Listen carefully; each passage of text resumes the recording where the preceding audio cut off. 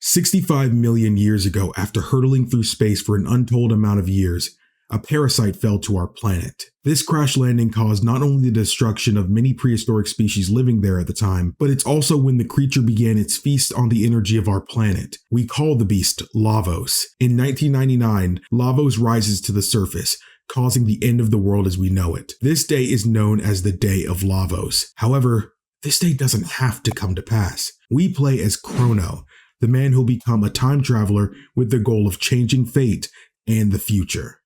Hello everyone, my name is KingdomAce. This is a retrospective look at the story, characters, and experience of playing Chrono Trigger. There's a ton of history behind this game, not to mention the love RPG fans have for it. So drop a like on the video and subscribe to the channel for more RPG-centered content. More ways to support this series at the end of the video. Have you ever found yourself hearing about a game from a friend or overhearing some mutuals talk about one, then out of nowhere you start seeing and hearing about the game everywhere? That was my first experience with Chrono Trigger. Hearing its name again freaking sent me back in time to like 2011 when they were covering Chrono Trigger joining the Wii Virtual Console on the Nintendo Week show. Anyone remember that? That silly little show about Gary and Allison? I'll never forget being so excited for a new one of those. But that's a video for another day. But yeah, if I'm remembering right, that was around the time I first heard about the game, especially since, I was not alive when it first came out, but I had a feeling now was the time to try it out since the game was following me around everywhere I go lately. I couldn't wrap my head around what's supposed to be so special about some old school RPG that is embarrassingly enough older than I am. Well, to be honest, there's no beating around the bush here. The game freaking rocks. Top to bottom, this is one heck of a game.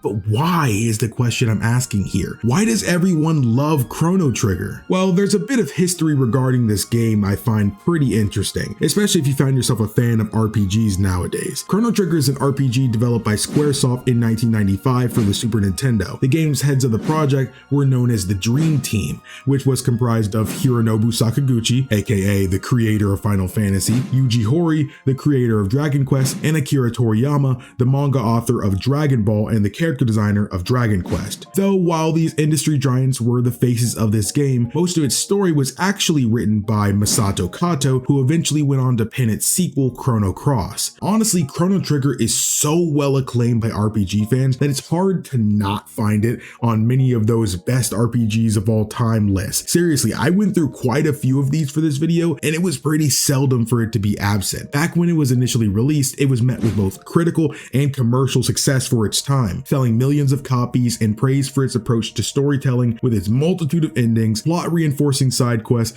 and incredibly unique approach to combat. Back in 1995, there was really just nothing like Chrono Trigger, so I'm not surprised that playing it even while being experienced in the genre gave people a really memorable adventure. At the time, the most popular RPGs were establishing the genre with turn-based battles. However, in 1992, Final Fantasy IV took a step to really shake things up, introducing the active time battle system, or ATB system for short. It'd be used in a ton of its games going forward. This not only kept what people loved about turn-based battles and stayed within familiar territory, but it also allowed for greater stakes in decision-making in battle. Beforehand, when it was your turn, it was your turn. Doesn't matter how long you sit there, those thieves and ogres and goblins were gonna stand there and give you the time you need, dang it. Who said bad guys have to be bad guys, But the newfound ATB system really did a lot for establishing that turn-based battles could still evolve further, and one game a few years later did that in spades, and of course that was Chrono Trigger. The game uses the ATB 2.0 system, and with it so much more comes into play in battles. So like before, you have your ATB gauge. With it, your speed stat will determine how fast the gauge will fill, allowing for you to take your turn in battle. Of course, this goes for your enemies as well. If they're faster, you're gonna have to deal with the hits until they're done. But what makes this different from regular ATB combat is the element of positioning. In Chrono Trigger, the field plays a big part of the battle. You gotta pay attention to where not only your team is standing, but the enemies as well.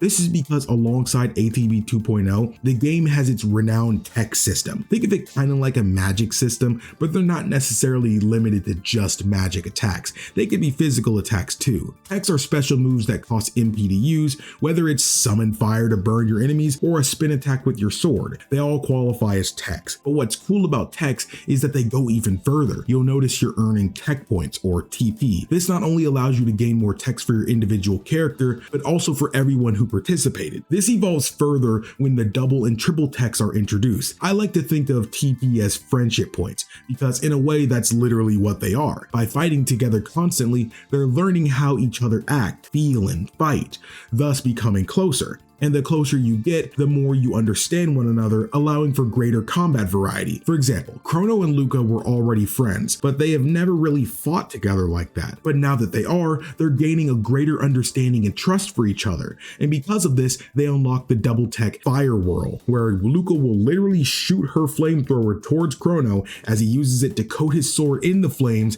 and devastate foes with it. Or Crono and Ayla team up with him casting literal lightning on her, and with her toughness, she uses this lightning to electrocute the enemies with her now lightning powered fist. But the fact that she's able to trust him to do this is really telling, I think, of the kind of bond these characters are forming. And it's even better that, of course, they grow closer throughout the story as per usual in RPGs, but the gameplay here is reinforcing that same point too, and I think that should be appreciated. Okay, I talked about techs, but I still didn't actually explain what makes them half of why the ATB 2.0 system is so amazing. So what makes this so cool is that the field position of enemies and your team all play into how you actually go about attacking enemies. So while the game isn't so limiting to where if you're too far from an enemy, you can't attack them, the actual positioning of where they're standing can affect what kind of moves are worth using in that moment. It's all about battle optimization. How many enemies can you kill or at least hit with one person's turn? If, for example, these two enemies are lined up side by side on the field, I can get Crono to use his Cyclone tech to get them both, eliminating the need to individually go after every single enemy, making battles way more kinetic. And it's not always going to be that simple either, because positionings on the field aren't permanent. Enemies will constantly move around the battlefield, making it potentially much more difficult to land some more optimized attacks. If these two or these four enemies aren't close enough to each other, then using a move like Lucca's flamethrower isn't really worth it if I can't hit as many enemies as I'd like to for her turn. But this just makes things so much better to me because things are not that simple, and sometimes it's smarter to just not do anything and watch enemies reposition themselves. Sometimes they may even move into a more advantageous spot, so because you decided not to act, you're rewarded with a greater opportunity. The game rewards you for learning how it operates and taking advantage of its mechanics. That won't always happen though, and there's also risk involved because enemies are free to attack while you're doing nothing, so depending on the scenario, you may need to just weigh your options and do what feels right in the moment. This is also important because with MP systems in play, you'll likely run through your MP a lot faster because you're using more of it than necessary. If you were to target one enemy every time, you'll not only bring the game's pace to a crawl, but like I said, you'll run out of MP pretty fast. The adventure is going to be filled with experimentation, so it's up to you to decide the next move. Speaking of said adventure though, that's enough of the battle system for now. We'll come back to it later. I think it's time we talk about the story that everyone seems to love so much. I want to be able to express what exactly makes this game so freaking great that you'll never forget it. So with that being said, this is Chrono Trigger. Chrono Trigger begins in the Kingdom of Guardia in the year 1000 AD. Its citizens are celebrating 1000 years of their kingdom's establishment with the Millennial Fair. It's filled with tons of games, prizes, food, everything you'd basically want from a fair. We play as Crono, no H in his name, alright? And he's got reason enough to attend the fair today. And no, I don't mean the food. His best friend Lucca is unveiling her new invention there, so he's got to show up to support her. So after saying bye to mom and getting some allowance, he sets off to meet up with his friend. Note here, this small part is actually optional. When you get woken up by your mom, you can just head straight for the fair. But if you specifically wait for her to walk to the kitchen sink and then go talk to her, she'll realize she's forgotten to give you that allowance I mentioned. It's nothing crazy, but I think it's an early message from the devs that this game will have a lot of hidden secrets inside, encouraging you to go out of your way while exploring so you find some awesome stuff. But back on track again, before he can make it to Lucca, he accidentally runs into a strange girl called Marl who's interested in seeing more of the fair, but would rather enjoy it with some company. How you approach the situation will come back later, so keep this in mind. I think now is a good time to bring up the music of the game. This game's soundtrack being handled by Yasunori Mitsuda, who really got his name known in this scene thanks to his work on this series and the Xeno series, of course. We'll tackle more and more of it as we come across it, but for now, I think we should just absorb the music of the Millennial Fair. Have a listen.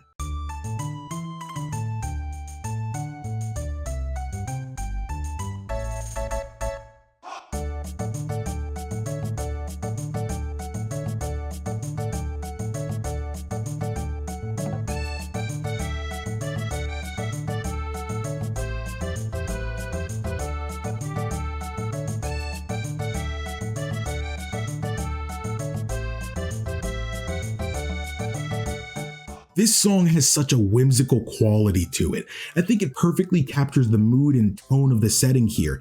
It's a fair after all. The games, the stalls, the decorations, all of it adds to the feeling of just being able to let loose and have fun. This is another thing Chrono Trigger excels at, perfectly setting the mood for every single scenario. We'll see further proof of this in a bit. But moving on, after spending a bit of time together, they both make their way to check out Lucca's invention. That invention being her telepod, a sort of teleportation device, and who better to be the guinea pig for dozens of people to watch than her best friend Crono. While thankfully it actually works and the crowd is surprisingly impressed, so much that Maro actually wants to try for herself. However, when the machine activates, something goes wrong. Her pendant starts reacting to the telepod, ripping a hole in the fabric of reality, swallowing her whole, with nothing but the pendant remaining. Needless to say, today's show is over. After the audience got shooed away, Crono takes up the pendant and offers to dive in after her, with Lucca promising to join him when she's figured out what exactly went wrong. Can I just say this is how you know it's a game? I'm not saying he's not heroic for going out of his way to save her, it's honorable, but realistically, I'm sorry homie, but she's a goner. As far as I know, when she fell through that space-time rift, that thing could have torn her apart, so going in after her could be a death wish, but I guess that's why I'm not the main character. But shortly after landing on the other side of the rift, Crono realizes he's been transported somewhere different yet familiar. Talking with the local townspeople, we're able to gather a good bit of info on what's going on here. So basically, we time traveled 400 years in the past, making this 600 AD, the time period where the kingdom is still at war with the fiends, the monsters of this world. Not only that, but the beloved Queen Leene had gone missing but was just recently rescued over in the nearby canyon. So with this information in hand, we try to make our way to Guardia Castle. Maybe someone there has seen Marl. The music during this segment, the theme of 600 AD's overworld, will stick with me till the day I die. I absolutely promise that. The way it captures the essence of the situation, the unnerving uncertainty of Crono being alone in this new time period, everything he's ever known being so similarly different, it's beyond comprehension. Yet the feeling it captures as you progress throughout the story warps and changing it to adapt to the scenario, and I think it's truly brilliant. Have a listen.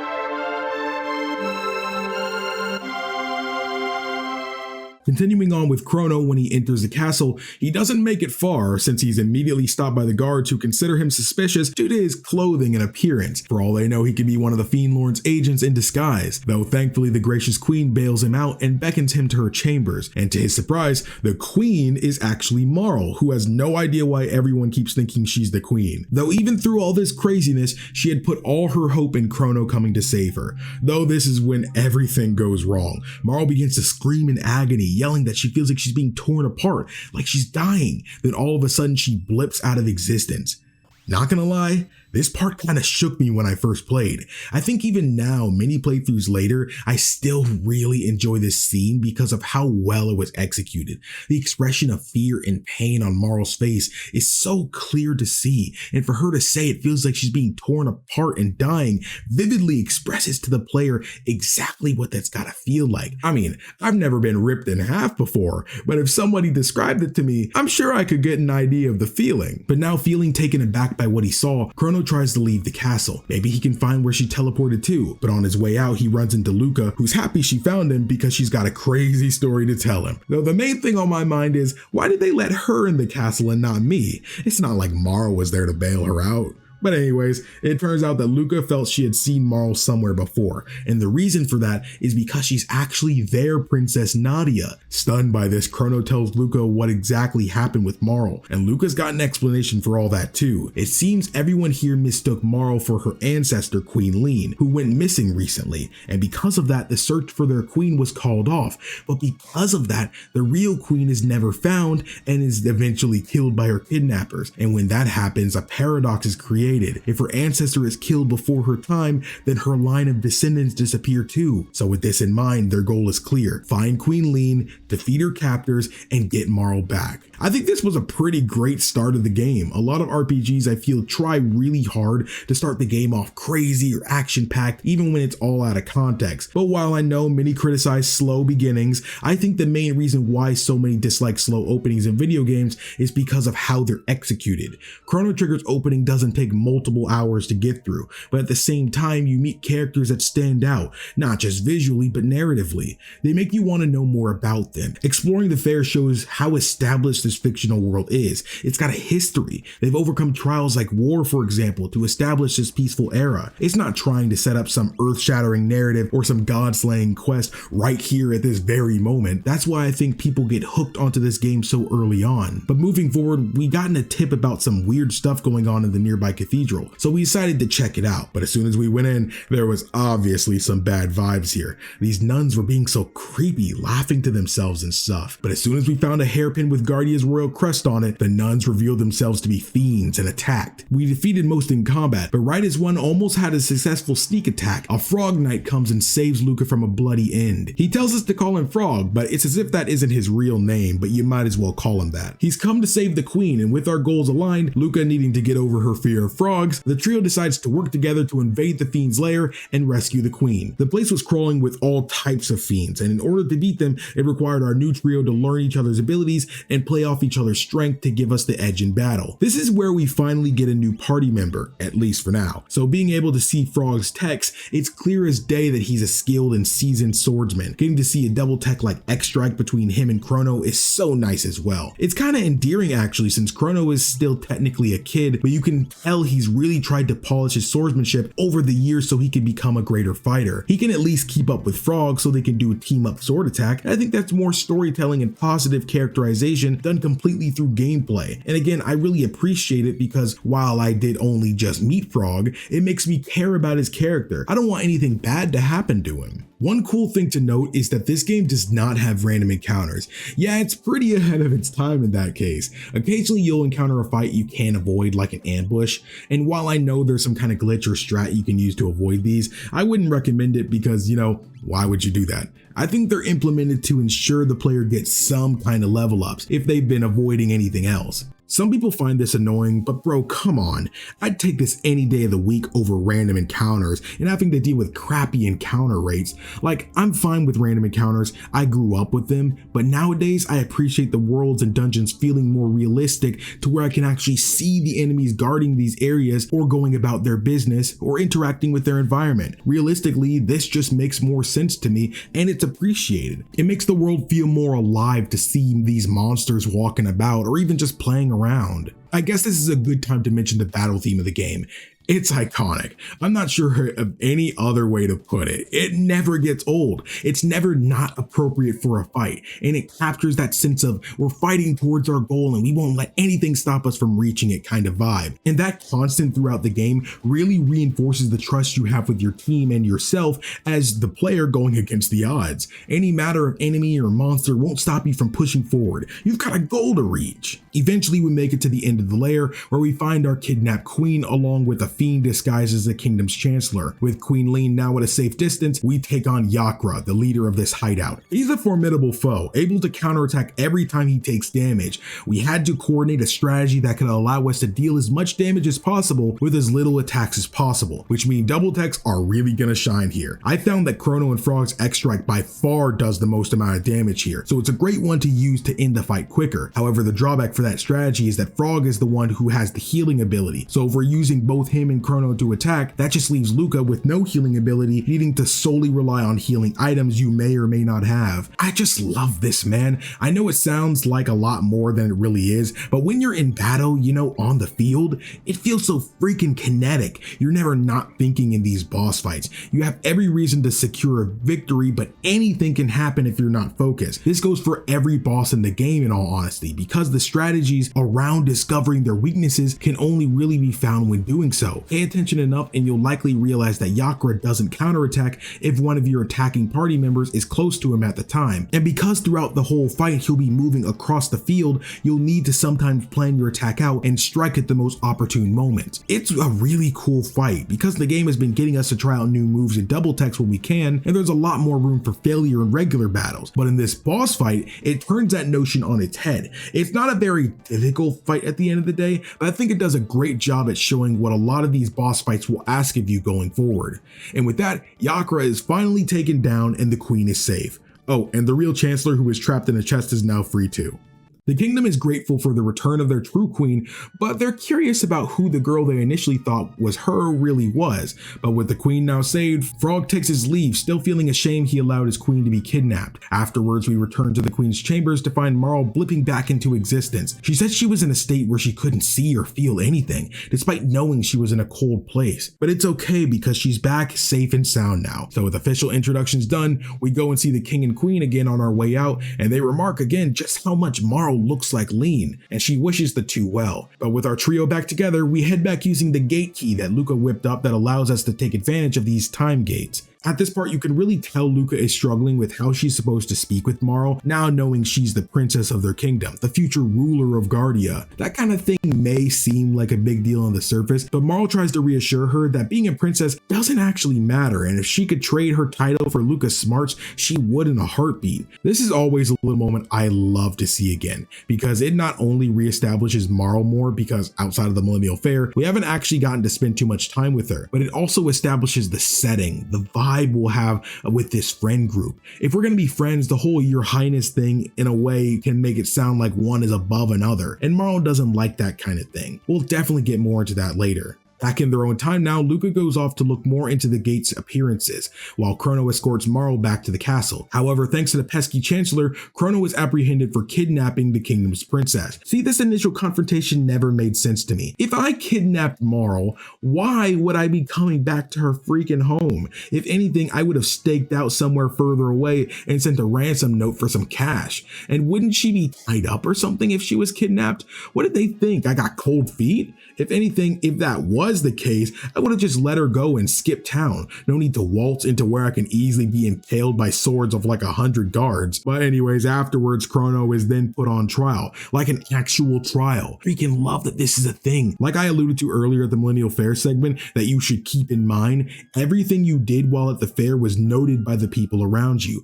what kind of person you are, how you treated others, etc., etc. And all of it builds up to the evidence the chancellor will use against you and attempt to find you guilty, and what the defense can use to find you innocent. On a first time playing, you'd have no idea this was happening. So to have what you did thrown back in your face here is just brilliant. Did you check on Marl first after knocking her down? Or did you go for her pendant she dropped first? Did you eat the old man's homemade lunch? Did you ignore the little girl's plea about her missing cat? Did you rush or interrupt Marl while she was shopping? All of this adds to what the jury can perceive Crono's character to be.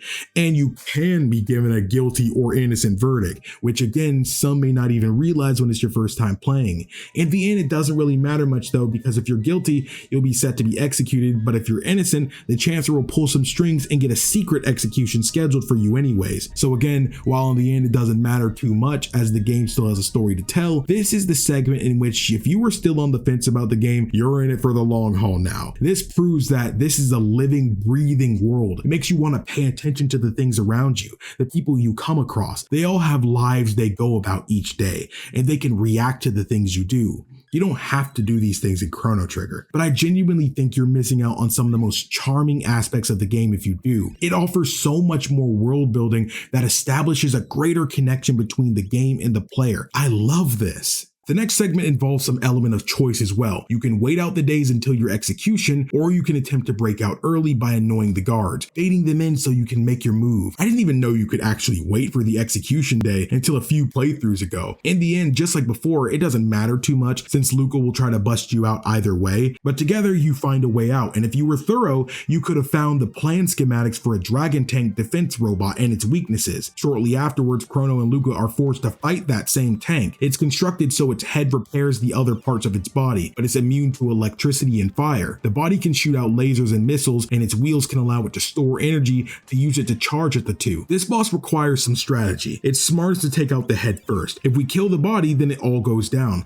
but it's going to be hard to do that with the head constantly healing it. This is why it's important to pay attention. Doing so in battle is important, but this fight shows that doing so outside of battle is likewise so. Of course, you can find out about the weaknesses of the dragon tank by experimenting during battle, but with that comes risk. The dragon tank's head can breathe fire, which will do around 20 to 30 damage per person. The body can shoot missiles and laser beams that'll do 15 and 25 damage respectively. And lastly, it has its charge move where it'll do 40 damage per person. This thing can do some damage at this point in the game. And you're in a worse scenario this time because Frog isn't here in 1000 AD with us, so we've only got 2 party members this time. But like I said, if you lay down the pain on the dragon tank's head, then it can't heal anymore. So once that part is done, you can pelt it with your best double text and it should go down without too much trouble. But after the fight, the two push forward, leaving the Chancellor and his goons in a pickle over a 100-foot drop. Crono and Lucca make a break for the exit while being chased by the guards when Marl swoops in to help, but that's when the king storms in, scolding Nadia for her behavior, as she tries to tell him that she's a person before a princess, further reiterating how much titles mean little to her. Not being able to take it anymore, she ditches the castle too, and the three of them all leave together through another gate found in the forest. This part is kind of wild because, like they mentioned,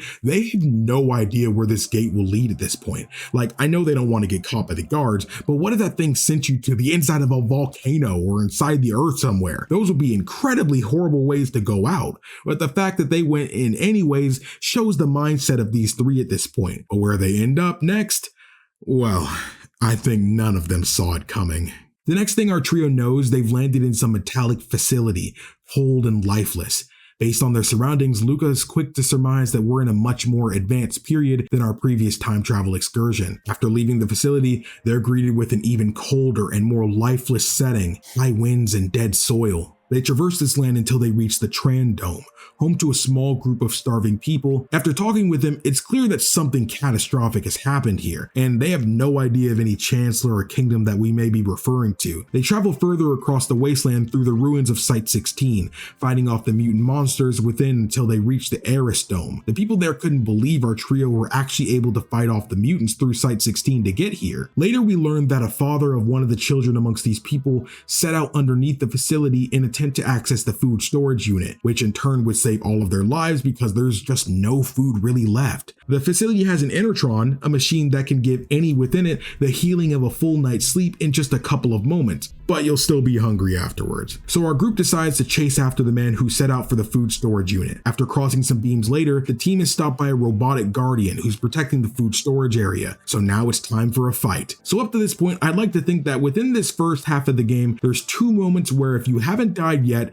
this will be where it'll be. This is one of those moments. We'll get to the second one later. The Guardian can be a tough fight. I had a friend who put the game down because of it. I don't think it's that difficult in all honesty, even on a first time playing. But sounding like a broken record here, you gotta pay attention. Every fight is just gonna get harder if you don't. This fight is different from every one so far, but in closest relation to the Dragon Tank, the Guardian is composed of 3 different machines. The main body, that being the Guardian itself, and its 2 individual pods. The 2 pods will attack you seemingly at random, but if you attack the main body while both pods are still active, then they'll come together for a powerful counterattack. Do not let this happen to you, as it will do 50 damage to the entire party, and your options of group heals are limited to none at this point, unless you have the dual tech Aura Whirl for Crono and Marl, making it way easier for at least one of you to get picked off shortly afterwards. The pods have 3 different attacks they can use against you. Amplifier is the counter that'll be used if there's only one pod alive, though only attacking one target. The others are a laser and missile attack that'll do 25 damage each, with the laser attack hitting everyone and the missile attack hitting a singular target. It doesn't seem like much, but build up too much damage and accidentally trigger a counter, and that's almost a guaranteed teammate down. We can't let ourselves get overwhelmed here. There's a simple enough strategy that can guarantee victory. Only the pods themselves are capable of attacking us, so if you just focus on taking down one out at a time, then it becomes much easier. However, the Guardian will begin a countdown to the pod's regeneration, so while no bits are alive, this is the time to really dish out the damage to the Guardian, especially since it can't fight back. You can't beat this in one go. It'll take a couple of rounds of regenerations for him to go down. down because he's got 1200 HP, and you can't use Fire Whirl on him either since he resists fire. But yeah, with that he goes down. Not a super hard fight or anything, much simpler if you figure out the strategy, but that's one of the biggest appeals to this game. There's tons of boss fights where you'll need to think outside the box to discover their weaknesses, and while in every fight there's a strategy to be discovered, sometimes you can even get hints regarding them by exploring the world and talking to people. We'll touch more on this later. Now inside the refrigerated food storage area, it's clear that the food has long rotted away, and the man who came down here in search of it has passed on too, though not before leaving a note behind giving us a tip about a rat statue not being all it appears and knowing the secret of this dome they're in. He also, more importantly, left behind a seed, likely the last remainder of the food that was down here. While it's not tangible food now, it's the start of a new age of prosperity and happiness if taken care of. Moving on and investigating the rat statue, it tells us the password needed to access the right side of the facility housing the supercomputer for operating the dome. Once we make our way there, Lucca accesses the machine and learns of the location nearest to a gate, the Proto Dome. Afterwards, Marl pushes a random button and it activates the video player, and what plays is an over 300-year-old video recording of an event called the Day of Lavos back in 1999. The group watches the video showing in their future, a huge creature emerging from within the earth, and the event causing fire to rain down with the debris from the sky, killing off most of humanity. This event not only killed off most humans, but it destroyed the land itself. That's why everything they've seen and everywhere they've been has been so desolate and lifeless. But I guess this just makes it even more important for the remaining inhabitants to take care of the seed and to see to it that it grows healthy. That's the start of a new beginning after all. Though in shock after this discovery, the trio realizes that as time travelers, they've already undid a paradox by saving Marl after she blipped out of existence. They realize that they can do it again by preventing Lavos from destroying the world. More motivated than ever, our heroes leave the basement and return to Chief Doan and let him know about the seed they found and how it's their last chance at moving forward. Doan reflects on how Crono and his friends are different from them, and they'll do their best to grow the seed. He gives us his old jet bike key so we can use it to head to the Proto Dome. So at this point, you can choose to go onwards to the Proto Dome to continue the story, or give yourself early access to the sewer. This isn't required yet, but much later into the game we'll be back here, so you might as well check it out and see what loot you'll find. For now, you just got to go through some really simple switch puzzles and get through discrete pathways, all leading to Crawley, a really conceited and really pathetic boss fight that will only take a few turns to actually finish off. The exit here can lead to a point we'll go to later on, but for now you might as well head back. Later, we meet with Johnny, a mutant half-man, half-jet bike thing, I think. But yeah, he basically tells us that the road forward is full of strong monsters, so the only feasible way we can continue on is if we race him. This part is so cool, man.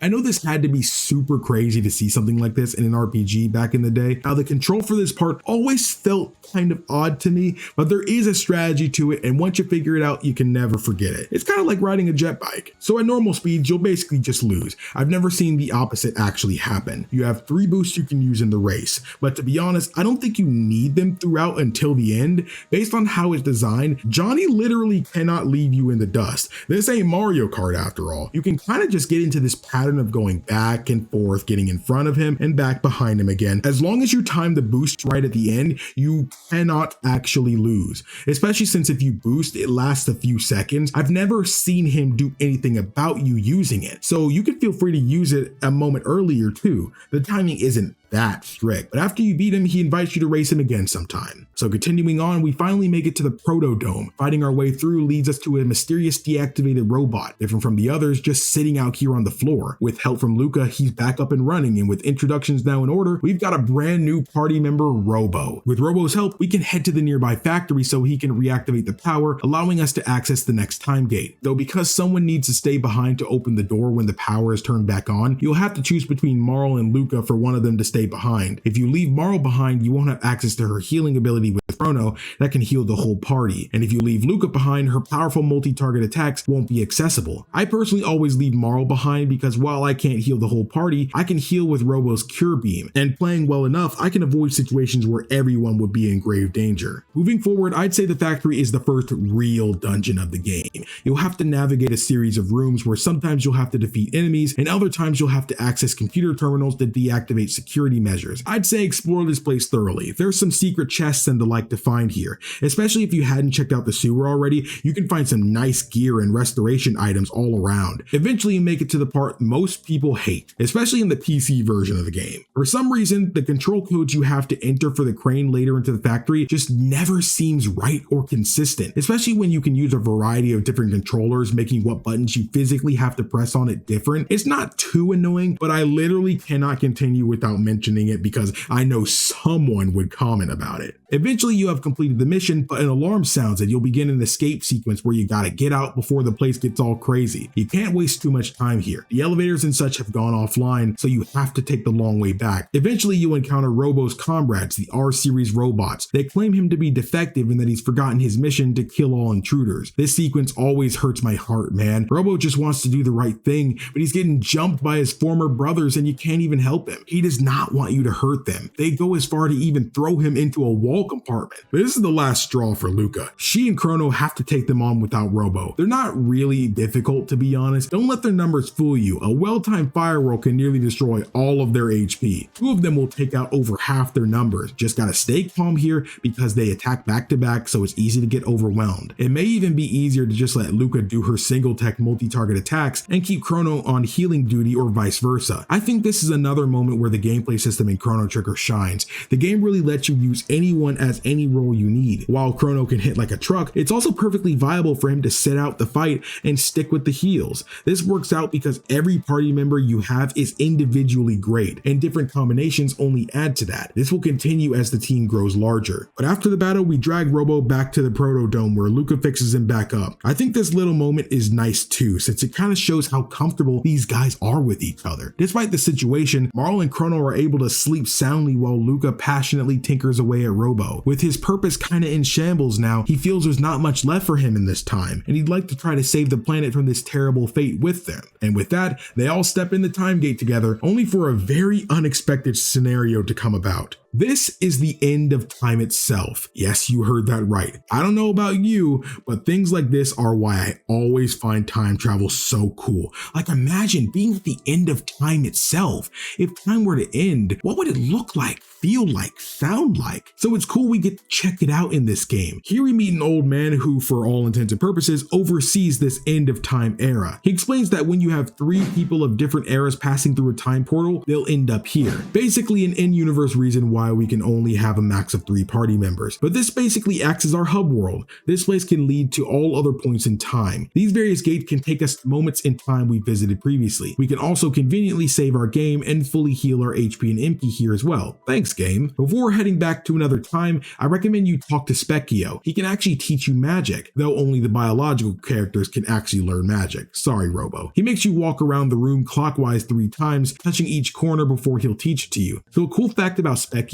is that he's as strong as you are. His strength and appearance are determined by your level. So if he seems weak, it's because you're weak. He gives out some nice prizes if you manage to take him down though. I recommend checking in with him every 10 levels or so. So here's another insane thing about this game. I mentioned it near the beginning, but Chrono Trigger is known for its crazy amount of endings, 13 to be exact. Most of them entail how you choose to go about killing Lavos. Some depend on what place in the story you're at, choosing to defeat him without settling the score in some time periods, or learning certain knowledge, or even choosing to do so without saving some people. It can cause all different effects on time. We can talk about the different endings later on after we talk about the true ending, but this is the first real time you can attempt to take on Lavos, and realistically, there's no way you take him down now. Main reason is because that's likely gonna happen in New Game Plus, where, fun fact, this is the very first game to have one, at least one called New Game Plus in the way we know it today. Another point in innovation for this game, it seems. But moving on, at this point you can use this time to get some better equipment or more levels if you want, but if not, that's fine too. The game doesn't really need grinding. The next step in the story is to go back to our home time of 1000 AD. This time to the other country that wasn't accessible before. Where we land is known as the Village of Magic, Medina Village. I love how the gate is in these guys' closet. Imagine you're just chilling and some stupid teenagers jump out of your closet, but hey, at least they seem to be cool despite us being humans. Medina Village is home of fiends after all. They don't exactly take too kindly to us, especially since the war ended in our favor favor back in 600 AD. I recommend checking out all the places here. You'll find some interesting world building with how everyone reacts to humans, how the shop tries to rip you off, you can't stay at the hotel, it's crazy over here. You can meet with the village elder Ozzy VIII, who acts big and bad because his ancestor worked alongside the Fiend Lord Magus 400 years ago. In fact, if you go to the main square, you can find a bunch of fiends just worshipping a statue of Magus,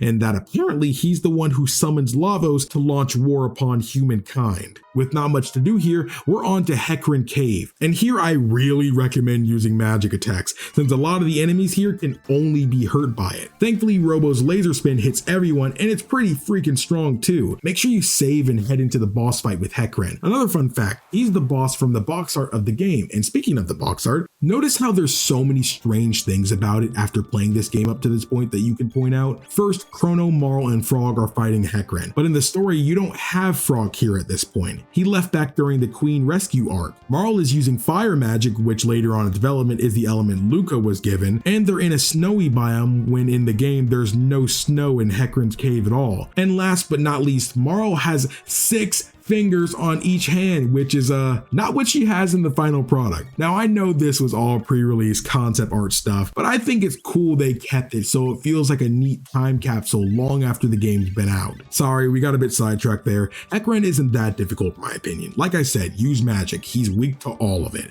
Just do not waste your time on anything physical since he resists it. He's got a multitude of attacks that can do even 100 damage to you. There'll be a few moments where he'll bait you on to attack him, but doing this will have him hard counter you for extremely high damage. Avoid this though by being careful. Dual techs like Marl and Lucca's Antipode Bomb hit really hard. If you're rocking with Robo, you can stick with the dual techs with Crono and whoever isn't Robo. He should be on healing duty thanks to his Cure Beam, and Crono can still output crazy damage, especially in a dual tech, but hit him until he dies. Honestly, kind of a letdown for a boss who's on the box art. Soon after, thanks to Hecarim's dying words, we find out that Magus must have created Lavos during the Middle Ages, so we should do our best to prevent him from doing so. Hopping through the nearby vortex will take us right near Lucca's house, where her dad will excitedly give her some armor he made for her. You can occasionally come back to him throughout the story and you'll have new upgrades for her. That's really freaking sweet, man. It gives such nice depth to characters that aren't even really important for the actual narrative. You can actually go by and see Fritz, the guy you helped out by getting him out of the guillotine during the prison escape. He and his girlfriend Elaine will be so grateful that you saved him, they'll give you 10 mid-ethers. Sometimes even being kind can lead to its own rewards. I also think it's neat how at this point you can periodically introduce Crono's mom to your new friends, and there's unique dialogue for each one. That's really cute, man. But with all these loose ends tied up, it's time to go seek out Magus in the past. Making it back here, we've heard talk about some legendary hero being discovered, but not wanting to get caught up in all that, we decided to check out the Zenan bridge and find out they're low on supplies and can hardly handle the battle without them. So heading back to Guardia Castle, we find out the king himself was injured while fighting Magus's army, so we head to the kitchen and explain the soldiers' needs. It turns out the head chef and the knight captain you spoke to before are actually family going through a rough patch with each other. So while they may fight and not see eye to eye, they are still family, and the head chef gives Crono what he needs to deliver to the knights. Giving this to them reignites their spirits, just in time too, because Magus's forces are pushing their way through the bridge, so it's up to us to help out once again. I love this segment of defending the bridge. While small in scale, it feels like an actual small-scale decisive battle. Losing this bridge will be a grave loss, which will lead to easy access to nearby towns and the castle. It's not a stretch to say that losing it would almost guarantee losing the war. Here we meet Ozzy, the predecessor of the village chief of Medina village back in 1000 AD that we met before. He's a bit of a lame-o in all honesty. I couldn't tell if he was supposed to be a villain you take seriously or not, because he has his moments where he seems genuinely intimidating, and in others, he just seems like a joke. I don't exactly dislike the approach, I was just surprised this is how he was, summoning up the skeletons of the dead Guardia soldiers and fiends alike, creating Zombor, a potentially confusing fight for sure. Different parts of his body are weak to different things, so sometimes it may feel like a chore to keep up with, but I think it helps that he doesn't have a crazy amount of HP or anything. Its lower body is immune to shadow and ice elements, and its head is immune to fire and lightning. You'll have to figure out a way to deal the most damage as possible while hopefully damaging both targets. Maybe have Crono use Cyclone on both while using whatever respective remaining party members to exploit the correct weaknesses. If you're afraid of messing up, I think getting just one to exploit the magical weaknesses while the other stays on standby for heals works fine too. It just might take a few minutes longer to beat. But with that, Zombor's gone before really leaving an impact. With Magus' forces pushed back, we have access to the southern part of the continent now, where more quests open up. But for now, let's head to the Cursed Woods, making our way through and into the secret hidden passageway behind a bush near the end. Turns out this is where Frog has been hiding out. We tell Frog what's happened to the king, and it deeply disturbs him. You can really tell he's drowning in his own self-hatred and regret. Something obviously happened a long time ago that he can't forgive himself for. He asks us to leave since he wants to be left alone after this news. He claims to be no hero and there's nothing he can do to help. I think it's time we show Frog just how awesome he is. For this next part, I recommend Lucca to save yourself a headache. These enemies often have hammers that can hurt real bad, and the only way to really deal with it is to burn them to ash. Soon into the mountains, we meet Tata, a little boy who is apparently the legendary hero, but we catch him running away from goblins here. Hey, if Lucca wasn't here, I'd be doing the same thing. But throughout these mountains, there's a ton of loot you can gather if you're keeping an eye out. A new weapon for Robo, some restoration items, equipment, and even some good money too. Making our way to the end though, we encounter two strange boys named Masa and Mune, who talk as if they're not human and about testing us to see if we're worthy. So the fight begins. This is a multi-phase fight, so it's good we've come prepared. So the real way to do this is to focus on one brother and heal from the other's attack as much as possible. But the cheese way to do this fight is to use Hypno Wave from Lucca and put one of them to sleep. This is one of the few boss fights it actually works on. Now you can just wail on the other one with nothing to worry about. Eventually they'll proceed to the next phase and do a Dragon Ball Z fusion dance and become Masamune. Remember where I said there was a couple fights where you'll likely have your first death if you haven't yet? This is the second one. I guarantee you most first time people die at either of these two fights. Not sure why exactly, but this is something I noticed. This fight, for as tough as it can be, is honestly one of the simpler fights we've come across. While he's got no weaknesses, there's nothing he resists either, so we can just keep hitting him with our strongest attacks and have someone as a dedicated healer if possible. Don't get too greedy though, you have to pay attention to what he's doing. Periodically it'll say he's storing tornado energy. This is what the tip you can find during the exploration was talking about. If you have Crono use Wind Slash during this time in the fight, it'll dissipate the wind energy Masamune was setting up. You'll want to do this every time it happens. This will do 120 damage to everyone in the party if you don't. Quite a lethal attack to say the least, but he's not too hard to take down honestly. With us proving our worth, Masa and Mune put their hopes in us being able to fix them, gifting us with the broken blade of the Masamune, the legendary sword. After being whisked away by the wind, we end up back at Tata's house, where we learn that surprise surprise, he's not actually the legendary hero, and that it was actually Frog who dropped the hero's medal where Tata found it and this whole mess began. If we head back to Frog and show him the blade, it does little for his motivation given the blade is broken. But with the newly acquired hilt that Frog had, we find out the blade must have been made by Melchior, but Melchior is from our time. Something is going on here, so it's up to us to find it out. We head back to Medina Village 1000 AD and question him. Can he fix the Masamune? But unfortunately, the resource we need to fix it, Dreamstone, doesn't even exist anymore. It existed millions of years ago and is long gone by now. Normally this would spell the end, but once again we remember we're freaking time travelers. We head back to the end of time and now we can jump through the portal, taking us to the largest jump by far, 65 million BC. 65 million BC! The time travel in this game is so awesome. I think it's even cooler that these are essentially the same map, which may sound lame, but if you were to traverse your country throughout millions of years of different time periods, I guarantee you that it'll always look like completely different places. The landscapes, the nature surrounding you, the people who live there, the technology present, all of these factors make up how different the same place can be depending on when you visit it. And I think Chrono Trigger is amazing for showcasing this. But now we're falling off a cliff leaving this portal. That's pretty different, and it's not long before we realize how different this era really was. One of the things we encounter is a run-in with these dinosaur people. They're looking for a fight, but after a while, there's just too many. But we're soon saved by a crazy strong prehistoric woman who calls herself Ayla, who also quite fancies herself some strong people. I haven't mentioned it up to this point, but another really cool thing Chrono Trigger does that you may have noticed while playing up to this point is cutscenes can go slightly differently depending on who's in your party at the moment. Like for instance, here with Marl in the party, she clearly gets jealous when it seems like Ayla is making a pass at Crono. But if Lucca was here instead, she would not have that kind of reaction. It's nothing crazy, but it adds a bit more personality to this game and kind of makes you want to replay and see these scenes again with someone else. Like with Robo here, she's fascinated by whatever the heck he is. It's like he's a person, but very strange. That's pretty neat that she actually comments on that. Robo tries to explain what he is, but come on.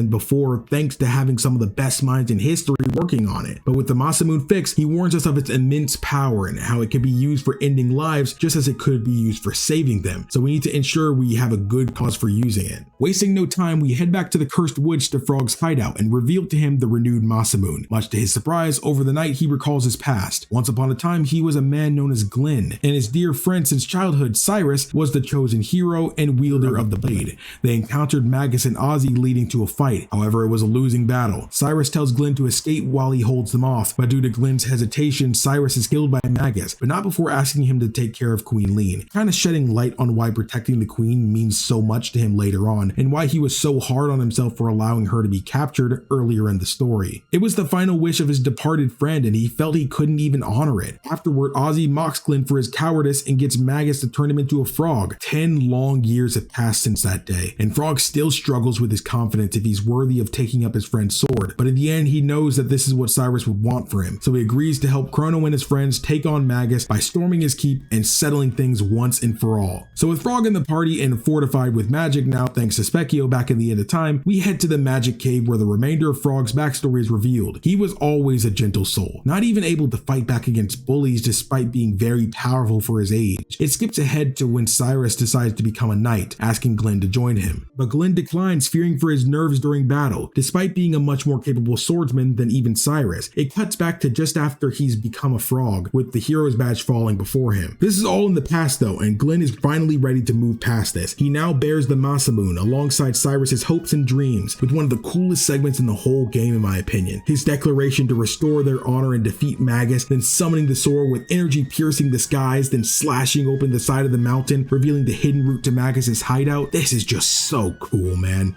After a short trek through the magic cave, we finally made it to Magus' keep, with again one of the coolest moments in the game, reaching this dark area as the camera pans all the way up to the top of Magus' keep. You can tell the power and influence he must have just from this scene, and he's not even on screen. That's freaking great scenario direction, man. I love this. A lot of people consider this to be one of the best segments of the game because it orchestrates the idea of overcoming adversity while having everything seemingly against you with no true way to win. This is the guy who apparently creates the being who destroys the planet. There's no way you wouldn't be scared of being here. If his presence doesn't get you, then it's all the creepy stuff inside this place that will. Illusions of children playing, your loved ones we haven't seen in so long, especially later on when we see them warp into creepier versions of themselves. They're trying to psychologically torture our heroes by showing them the people they care about most and having them say those terrible things to them. No one wants to experience something like that. But making our way through the keep, we're not reaching Magus until we take out his generals. First up the bat is Slash. The first phase is nothing special. He's not even using his sword against you, thinking you're not even worthy of it. Pushing him to his next phase though, he takes it more seriously. Sword in hand now, this could be a tricky fight if you're not constantly keeping an eye on your HP. He's got attacks that'll let him bounce around the room where it's almost guaranteed he'll hit at least 2 people.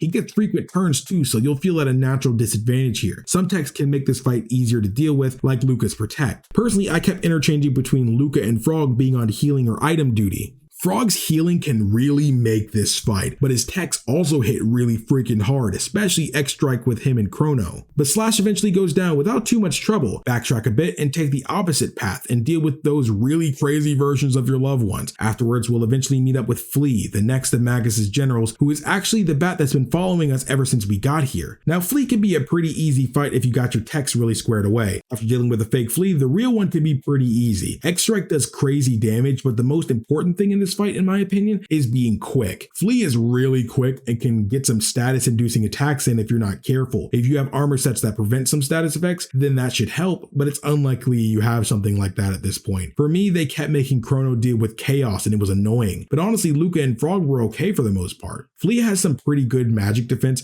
so it's best to just stick with some hard hitting physical attacks. After not too much of a fight, but a really cool one aesthetically with the animated background for it, Flea is down for the count. Now all that's left is to take down Ozzy. funny. He takes you on a bit of a field trip, having to navigate through gauntlets, bob and weave through traps and enemies. Even though we're constantly putting him in a pickle, he's quick to make an escape. We finally get him cornered in the throne room, but he uses his magic to create a barrier of ice around himself. With this, the boss fight begins, and you literally cannot harm him. It seems like a scripted fight where you can't continue due to this, but I assure you, Chrono Trigger really thought of everything. There is a way to win this fight. You just have to use his oh-so-special traps he loves so much against him. Instead of attacking him, you gotta target the switches nearby him. He'll laugh it off thinking you're just so hilariously bad in a fight, when in actuality, if you hit all 4 switches, he'll fall through one of his own trap floor tiles to seemingly his doom. You gotta love a good joke fight. With numerous boss fights back to back, it felt good for the game to ease up on the tension for a moment before the final bout with Magus. And with that, it's time to face the man himself. This encounter is so freaking cool, dude. Hearing this mysterious chanting with blue fire lighting up a pathway forward to the unknown within this dark place, Glenn calls out to Magus as the fiend recalls their initial meeting and asks how he's been since then. Frog then thanks Magus for turning him into a frog, because without it, he had gotten things he'd never have obtained otherwise. Seeing Glenn has the Masamune now, he sees they've come for him. Noting that the bitter black winds begin to howl, he eggs us on with a powerful, "Come, if it is death you seek." Legit one of my favorite quotes from a villain. I get goosebumps every time I see this line, man. The YouTube channel Man on the Internet did a crazy awesome musical version of this encounter too, and I cannot recommend it enough. The voice actors killed it here. I only hope in a Chrono Trigger remake it can hold that same kind of impact. But with that, this is the fight against Magus, the fight we've been leading up to for so long now. Everything rides on this fight. Without a doubt, this is the absolute toughest encounter so far, and it is extremely easy to lose focus and get wiped. Like when I'm fighting him, I'm so focused on his animations for his attacks. I love how he pulls on his glove and cracks his hand in its idle, or when he uses dark matter and his freaking motions of his arms when he's casting. It's just so raw, dude. Like, am I the only one who geeks out about things like this? He's such a cool villain. But anyways, Magus's abilities let him alter what he resists and what he's weak against. So for example, he casts a fire barrier. Only fire will actually work against him. This is not what you'd think would happen with a fire barrier, but you will quickly learn this is how these barriers function. The spells he casts throughout the fight will all be at least level 2, so it's guaranteed to hit everyone too. So you're not going to catch a break during this one. I brought with me Lucca, Glenn, and of course Crono. Again, I think every combination of teams will work. The game is designed for that to be the case. I went with this team because we've got a pretty wide range of magical attacks, so we can exploit the proper weaknesses when needed. Marl and Glenn both use water, but Glenn has the benefit of being a strong physical fighter too, despite his less competent healing in comparison to her. Also, how can you not have Glenn for this fight?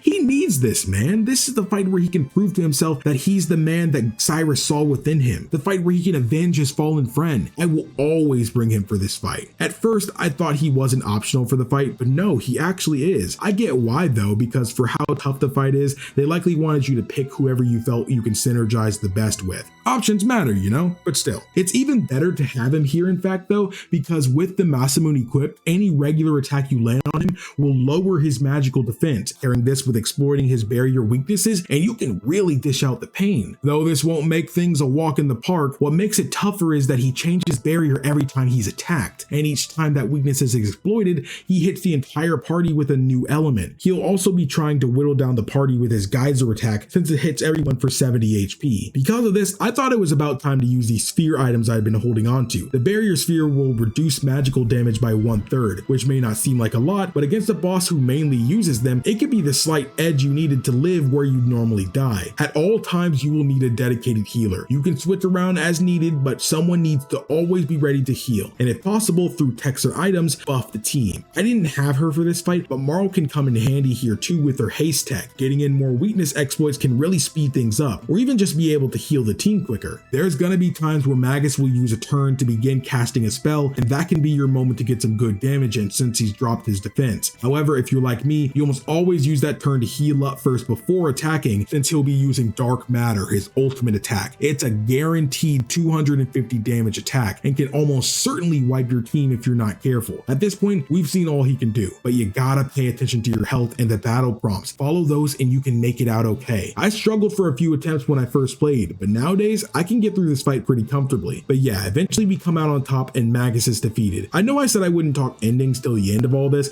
but I kinda gotta mention this. If you lose in Chrono Trigger, you get a non-listed failure ending, seeing the end of the world play out exactly how we saw it would, ending with a space viewed picture of the Earth with a message that the future refused to change. This is crazy unsettling to me even now as I'm writing this in the dead of night thinking about it, and I have no idea why, when I can handle stuff like Silent Hill. But the reason I'm bringing this up is because there's a unique version of this failure ending where after Magus kills the team, he just turns back to continue with summoning and completing it. What a Chad. It's nothing much, I know, but it's just so cool and shows how hyper intent Magus is to this ritual. But yeah, what I just said is actually a clue to what's going on here. It turns out Magus did not create Lavos like we thought he did, and he was only summoning it. We could have figured this out early by paying attention to what his followers were saying, but Lavos has dwelled within the planet for eons, absorbing the Earth's energy and making it even more powerful. Magus lashes out at us for interrupting the ritual, but we're all sucked into a giant gate that forms. Soon after, Crono's got a strange dream of his married life with Marl, where she's begging him to get a job so they don't have to keep relying on her father. It's funny because this is a crazy realistic depiction of what happens in some relationships. Anyways, we awake to Ayla having found us and taken us back to her home. Soon after, Kino lets us know that the northern woods are burning. Pursuing it, we find Laruba village destroyed in revenge for Ayla taking the gate key back. Its residents are not pleased with Ayla as they blame her continued fights with them for their suffering. She may be strong, but they are weak. Ayla knows we can end this war once and for all though, so she asks for a dactyl to reach Azala in the Tyranno lair. We head to the dactyl nest and fly away to the Tyranno lair. Now this is one of my favorite dungeons in the game, mainly because of how it's structured. There's something just really interesting that feels like this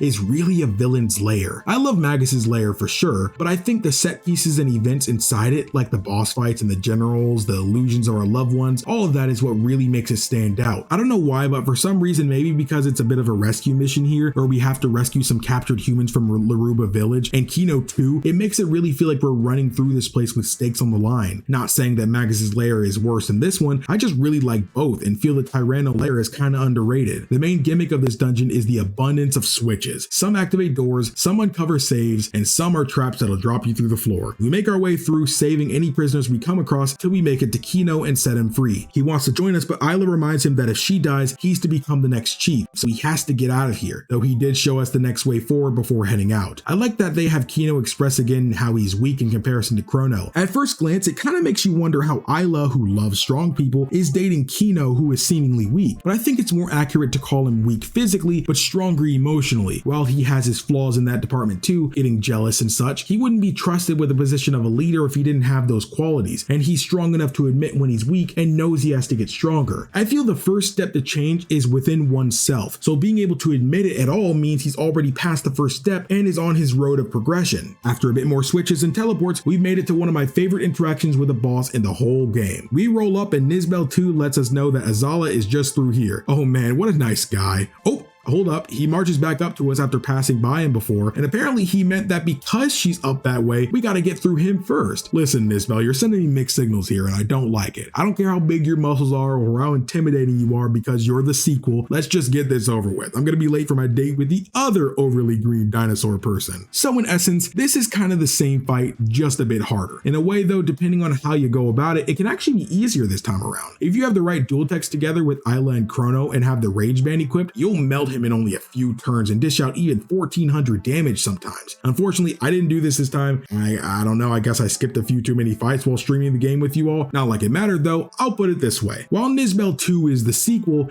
he ain't no Shrek 2. So after making our way through some more reptites, we make it to Azala's throne room, where her and Ayla make it known this is the final battle between them. Just before the fight though, Azala seems like she's talking to something about wanting a red star to go ahead and fall already. Keep this in mind for a bit later. Now for the upcoming fight, this can really be a tough one, especially if you aren't equipped right. You gotta go in with ruby vests on. They'll weaken fire attacks done to you. It makes this crazy threatening enemy, the Black Tyranno, kind of a joke, but don't get it twisted. He's still got over 10,000 HP and has crazy high defense. It almost seems impossible to really do anything to him at first, but if you target the puppet master, then we can see some progress. She's weak to lightning, of course, so stick with that, and some other lightning based techs like Lightning Rod with Crono and Frog deals over 700 damage alone to her, so it won't be too long before she's down and out. After that though, when the Black Tyranno starts its countdown for its attack, that's when it finally drops its guard. You can hit it with everything you've got for physical attacks. You won't kill it in one go here, kinda obvious, so you're gonna get hit by its charge attack. And just look at this damage, 135 damage to almost the whole party. It may not seem like much, but this is with the ruby vest on. This would have done double the damage without the ruby vest, maybe even killed my whole team if they weren't full HP. But now that we have this pattern down, we just need to live his attacks until he's down for good. And after this fight, a ton is revealed. After Azala wallows in her defeat, Ayla respects her as a leader and warrior. That's when it happens. Azala tells of a great and fiery stone that'll crash into the planet and burn away every corner of the land. That's when the great chill will set in and leave this land in a long and brutal age of ice and snow, a fitting end for her kind, she feels. This is when Ayla dubs it Lavos, in her language La meaning fire and Vos meaning big. We then see Lavos soaring through space and hurtling towards our atmosphere. Kino arrives with dactyls for everyone to escape on. Ayla begs Azala to save herself by coming with them, but she refuses, believing this fate is the will of the planet. Ayla ensures she'll never forget her or her people. With that, Azala breaks down and asks her to take care of this world. Our friends fly away, leaving Azala behind as Lavos crashes into the planet, confirming this is where Lavos truly came from, the heavens above, even being the reason the Ice Age began. Soon after, we find a brand new gate. With no idea where it leads, we jump in. Once on the other side, we leave the cave only to find a bitter white world with bone-chilling winds. This is 12,000 BC. The Ice Age we saw begin has now been ongoing for millions of years, but there's much more to this place than meets the eye, and so begins our trek. Soon we make it to what appears to be some kind of teleporter, and it takes us up among the clouds where an unbelievable society lives, the magic Kingdom of Zeal. This was a crazy realization when playing for the first time. We figured not too much life must have survived after Lavos crashed into the planet and killed off a lot of life here with the ensuing Ice Age. But it seems not only did part of society survive, but it thrived and became more technologically advanced than over 10,000 years later where Crono was from. How is this possible? Also, this is the most beautiful area in the whole game to me. The colors are gorgeous and the art hasn't aged a day. And the music. I wouldn't be surprised if you've heard this song before, even if you've never played the game. It's so iconic and to many people is the most defining song of the entire game. It hits that hard. It's such a calming melody with such interesting undertones, which instill such a mysterious case of curiosity. You get this feeling of wanting to absorb the vibes of this place, but also don't want to sit still because you want to explore it. Like, I'm not joking when I say the composers for this game put their heart and soul into making this to make it some of the best pieces of music to ever grace video games. But yeah, moving on now, amongst these cities, the first we encounter is in Hasa, where we learn that the people who live in this society, all of them with the ability to use magic, are known as the Enlightened Ones, and the people who live on the surface, struggling to survive without the power of magic, are known as the Earthbound Ones. Soon after, we meet a strange boy who tells us that one of us will die soon. Seems like not a lot of people take him serious around here, so it's probably nothing. We continue on through another teleporter, which eventually takes us to the city of Kajar, but first we stop by a parked giant plane known as the Blackbird, owned by a man named Dalton, who strangely enough says something about a prophet predicting we'd be coming. Inside Kajar, we learn more about this place. It's known as the City of Magic. It's the central hub in which magic is primarily studied and honed for new uses to further progress society. We also get a bit of insight about the Sun Temple, which held the legendary Sunstone. It used to be the civilization's primary source of power until a new source was found. The Sunstone would absorb energy released from the sun, storing it within itself, allowing the people of Zeal to utilize its power. These cities have a nice little puzzle within them where if you open these books in the correct order, you can find a secret room with a nice little surprise inside. But with that, there's not much left here in Kajar, so next we head through the nearby cave and finally make it to Zeal Palace. Here we learn that the new source of power that replaced the Sunstone is actually Lavos. The kingdom is feeding off its power in a strange symbiotic relationship with the help of their Mammon machine. When we get to this area, one important thing to make sure we do is to talk to the girl near the bottom of the palace, who if you tell her you like plants, she'll tell you that she was given a sapling from the Guru of Life, but she was told by the queen to burn it. Due to her love of plants, she's really conflicted. This will actually come into play later, so let's let's convince her to plant the sapling in secret instead of burning it, which she was more than okay with going along with. Heading to the northeast room, we kind of eavesdrop on a conversation between the little boy from earlier, whose name is Janice, and his sister Schala, where they discuss that something is amiss with their mother. Schala gives Janice an amulet which contains her prayers that will keep him safe if something were to come to pass. She then is needed elsewhere, so she takes her leave. Following her, we soon find out something huge. Schala's pendant that looks exactly like Marl's pendant from the beginning of the game, and the Mammon machine are all made from Dreamstone. Approaching the Mammon machine, we're able to charge up Marl's pendant and head through the locked door where Schala went, which was only accessible via her pendant. The queen ain't so happy to see us interfering. This is when that prophet Dalton mentioned tells her that we're the bringers of disaster he foretold about. This is also where we find out that she's the one who cast out the gurus since they didn't agree with her new methods of leadership. She gets Dalton to summon his golem to take us out. Now this is one of the only fights in the game where it doesn't matter if you win or lose. Basically the same outcome will come about. So no need to get upset if you lose this. It's funny because this playthrough was actually my first time ever actually beating it. But yeah, after this fight we get trapped, but not for long, as Schala, against Janice's wishes, sets us free. In the end, the prophet catches her in the act and threatens to kill us, but with Shala's powerful begging seals, he settles for us showing him the time gate, sending us through it and forcing Schala to seal it behind us. This sends us back to 65 million BC, so we head back to the end of time as quickly as possible, but with no way back, we talk to Gaspar, who is, as always, overseeing the end of time. He lets us know about a man who was once building a time machine and that he's in 2300 AD. Having made it to the Keeper's Dome in 2300 AD, we head through the sealed doors thanks to the charged pendant and read through the Guru Balthazar's recorded messages. This is where he was sent after being cast out by the Queen of Zeal. He spent his years developing a time machine, the Wings of Time, the Epic. Coming across the machine, we're then interrupted by the new we saw on our way in, and it turns out Balthazar, in anticipation for his death, put his memories within this new, so in a way he could live on. He basically just lets us have it since we were able to get through the sealed doors. Now with the Epic, we can travel back to 1200 BC. Back here again, we find the Skyway teleporter has been sealed, so while looking for another way forward, we find Terra Cave, where the Earthbound ones reside, and we learn more about the struggle they go through down here, and how they're always made out to be inferior to the Enlightened ones purely because they can't use magic. Though most mistreat them, Schala is beloved by them as she's always treated them kindly. Soon after, we're up against a boss fight. Honestly, this is a pretty easy fight if you have Lucca and Frog with you. Hypno Wave can put the blue and red beast to sleep, so you can take out the imp without any trouble. The imp can wake up one of the beasts, but you just gotta put it asleep again. Not too hard of a fight with the right setup and planning. Moving forward now, we see a chain coming from above. Climbing it will take us to Mount Woe. The enemies here are kind of annoying since the rebel enemies can lock you from using any tech. Though outside of that, it's not too much of a hassle. Turn on auto battle and by the end you'll have gotten 100 TP just from one rebel alone. Fight every single one you come across. Who's gonna turn down free TP? Throughout Mount Woe, we'll be going across chain to chain, new area to new area, going higher and higher until we reach the top, where we can find the Guru of Life trapped within a crystal. It mysteriously fades away and is replaced by a new boss fight, Giga Gaia. This can be a difficult fight. Keep the heals on deck. The arms do crazy fire and shadow damage, so any armor pieces that lessen damage for those elements will be handy here. It doesn't really matter which of the arms you take out first, just know that the right hand can heal the head of the boss. If both arms are gone though, it'll soon attempt to restore both, so this is the time to really dish out the pain. Dual techs with Crono and Frog can do some crazy 1200 plus damage to it if you're lucky. This will go on for a couple of rounds though. You just gotta survive each hand restoration because both hands will continuously attack in sequence, and again the right hand will heal the head. So keep this pattern up and the heal is on deck, and he shouldn't be too much trouble. Defeating Giga Gaia sets the Guru of Life free, and it turns out it's Melchior, the man who helped us fix the Masamune. Of course, this version of him hasn't met us yet, but he lets us know that the queen is basically having her soul overtaken by Lavos, which is why she has been acting completely crazy as of late. But with little time to talk because of the floating mountain beginning to fall, we escape to the Earthbound one's village where Schala and Janice come to help us out. That is until Dalton predicted she'd come here and abducts her because she refuses to continue to use her power to activate the Mammon machine. She activated the Skyway to get back here, so we take it and go after Dalton at the palace. We find that the Mammon machine has been taken to the Ocean Palace and that all that's left here is Dalton, who's been waiting for us. This is another fight that's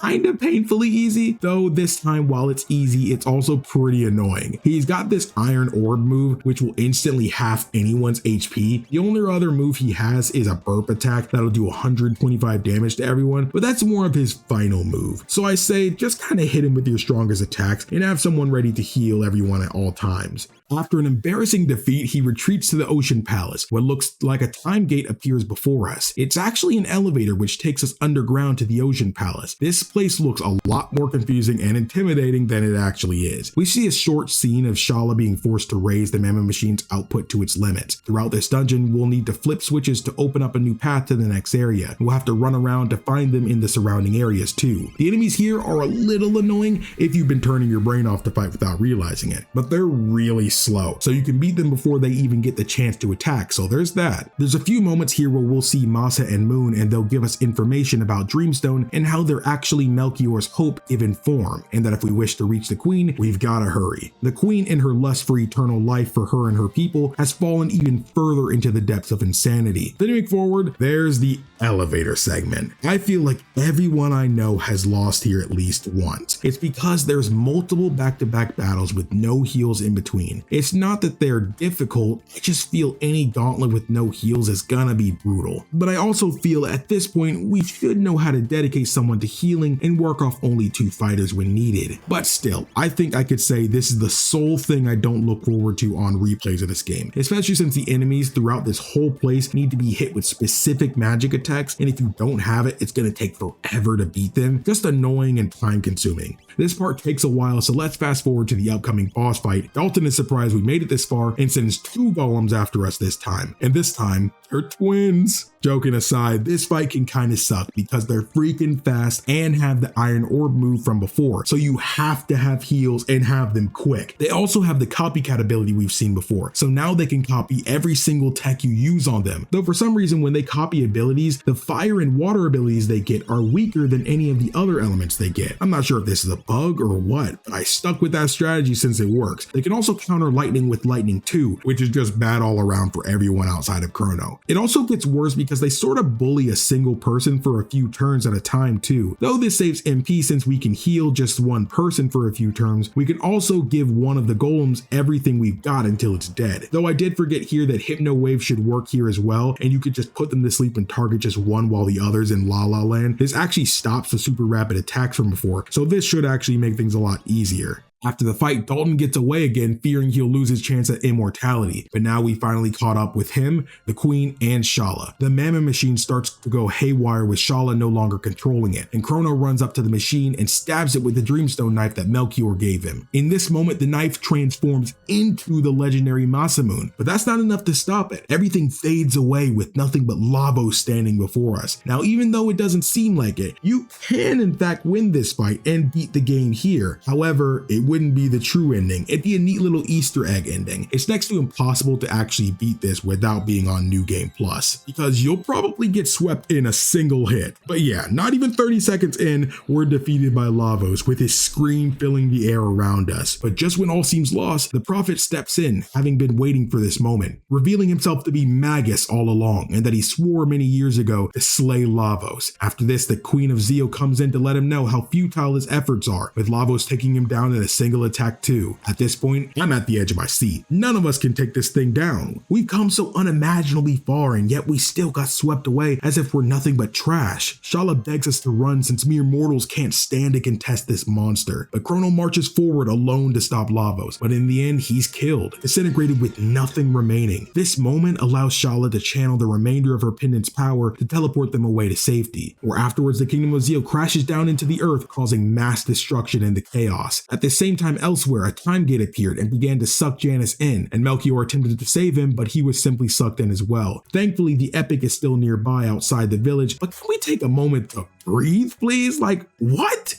Crono, the main character just died. And no, this isn't the end. Usually in those stories that kill off protags, the story just usually ends there. Not only he went out like a freaking warrior, but his sacrifice gave them the split second Schala needed to get them all out of there. There's more I want to say about this too. Chrono Trigger is crazy ahead of its time. Not only do they kill off the main character, but they make bringing him back 10,000% optional. You can still beat the game and get the most common ending now. Most people beat the game without even knowing it's possible to get him back. A lot of games at the time rely so heavily on the main character that the supporting cast aren't developed enough to carry the remainder of the story without them. But Chrono Trigger up to this point has made you deeply connected to every single one of them. Continuing on without him feels horrible. horrible. Nobody has the time to really sit back and mourn either. So with that, we gotta march onwards without Crono. No matter how much it hurts, he'll just be the beginning of the devastation if we don't stop Lavos. So we continue onwards toward the village commons, where we'll confront Dalton, but it'll end with all our money, items, and equipment taken from us. At this part, it's best to have Ayla, since she's the only one who won't need any weapon to fight. After escaping the room we woke up in, it turns out we're flying through the skies on the Blackbird, Dalton's ship we saw a while back. This part is pretty cool because you can attempt to stealth this area because we essentially only have one person who can fight right now until you get your stuff back again. Though you actually don't need to get your stuff to move onward. I don't know why you wouldn't get it back, since these fights aren't difficult in the slightest, and I feel this whole area is pretty cool, going through the ventilation system, finding the best places to leave it. We can even eavesdrop on Dalton going on and on about having our epic now and renaming it to something stupid and renovating it, but fighting our way through the defense and security systems, we make our way to the outside where we take on the Golem Overlord. And this is actually another joke fight. He has a ton of HP,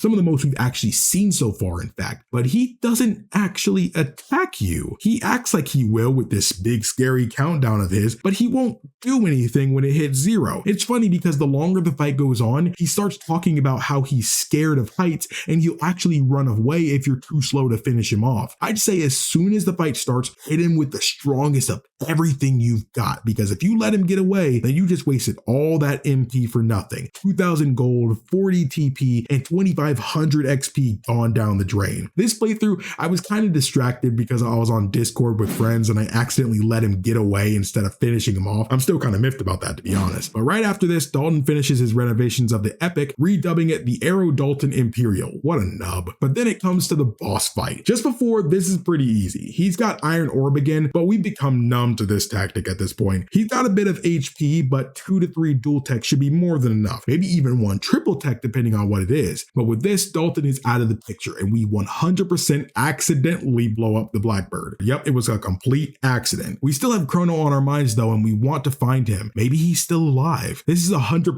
copium, by the way, because he is legit dead, but it's kind of heartwarming to see that's how much they love him and want him back. After making our way to the nearby cape, we run into Magus, who is reflecting on the destruction of Zeal, where he reveals that he once lived there, where we then switch to a flashback of his and the 3 gurus' fates, all split into different time periods: Melchior in 1000 AD, Balthazar in 2300 AD, and Gaspar at the end of time, which by the way is 1,000,000% the worst fate. Look at this. He's legit stranded at the end of time itself, where there's no one. That sounds like a fate worse than death in my eyes. And lastly, we have Janus, who lands in 600 AD, where Ozzy finds him and raises him in the way of the fiends after defeating the imps he sends after him. This reveals that little boy Janus, who warned of Crono's death back in the Kingdom of Zeal, was actually the kid version of Magus the whole time. He used his knowledge of the future to convince the queen he was an oracle. Also, he can be present for Lavos' arrival, but he severely underestimated the power of Lavos. He then warns us that if we continue this path, we'll share in Crono's fate. At this point, we have a pretty big choice to make. If you have Frog in your party here, he can actually challenge Magus, but he'd be fighting alone. But on the other hand, you can also fight him as a trio without Frog present. Now, if you take this fight on and beat Magus, you will actually kill him this time, and Frog will be transformed back into a human. This is freaking bonkers to me because, yo, human Frog? I guess he'd rather go by Glenn again, but still. But remember, I did say if before. You can choose to decline a fight with Magus. After all, he's been a terrible victim of Lavos too. His mother, his conceited civilization, he was raised by fiends since he was a young age after being sent to 600 AD. It's understandable he'd be kind of messed up after all that. He's lived for decades in the name of revenge against Lavos for destroying his family and home. While he's not good with words, I know he doesn't actually want to die and he wants his sister safe again. If you decline the fight with Magus, Magus will actually join the party permanently. This is freaking awesome. While another fight with him sounds great too, you get a freaking former boss as a party member, and he's got crazy powerful magic. I think overall Lucca is still stronger in terms of damage, but he's powerful and has all the different elements, making him invaluable for the future. Now it won't be as painful to not have someone like Lucca or Crono in the party for strong lightning or fire techs, though the downside is he only knows the level 2 variations of the magic spells, so you'll be doing AoE attacks every time you use them. That may not sound bad at first, but if you remember, there's tons of times where we only want to hit specific points on an enemy, or straight up just one specific target, for example, or else the other hit area will be healed or woken up or counterattack or whatever. This is is how you balance characters in your game. Magus seems on the surface to be the best party member in the game, but everyone comes with pros and cons, and that is exactly why every character is 100% viable to be the best to anyone. You gotta use him wisely. But with Magus in our party, we're officially in the end game. This is the point where I'd recommend doing anything you've put off to this point. So I'm gonna go over a few things I usually do before beating the game because it leaves me off with a more satisfying end of my playthrough. So first things first, let's save Crono. Now I get some may not want to do this. I've met some people who think his sacrifice feels lessened when you bring him back, especially since there's numerous endings without him being alive, especially since they're considered happy endings still. Because let's be real, while not every ending has things perfect in the world, no matter what, Lavos has to be defeated in order for an ending to occur. So that end of the world scenario is still avoided no matter what. So yeah, while in a way you could consider all endings good endings, because now that bleak future we visited doesn't have to come to pass. But if there's a way for us to save the future and all our friends, I'm gonna do what it takes to reach that specific future. So from this point forward, the Ocean Palace rises into the sky and appears in all time zones. We'll touch on this again later. We'll head to the end of time where Gaspar takes note of Janice growing up into Magus. He can tell his soul has been tainted, but he's still happy to see he's safe and has grown up strong. But after we tell him about Crono's passing, he plays a song in memory of him. We get the chance to talk with each of the party members and see how they're taking his passing. Marl wants to do anything we can to save him. Robo notes how his passing has affected everyone's mood negatively. Lucca reflects on how Crono was always a pain growing up together, but now that he's gone, he doesn't even know what to feel or say, then non-confidently remarking that she only thought of him as like a little brother, and honestly, sounding like she's trying to convince herself of that and not me. But when we attempt to leave, Gaspar summons us back and reveals to us a time egg, or the Chrono Trigger, which can give you the chance to alter history, but we'll need Balthazar's help. So first up is 1000 AD.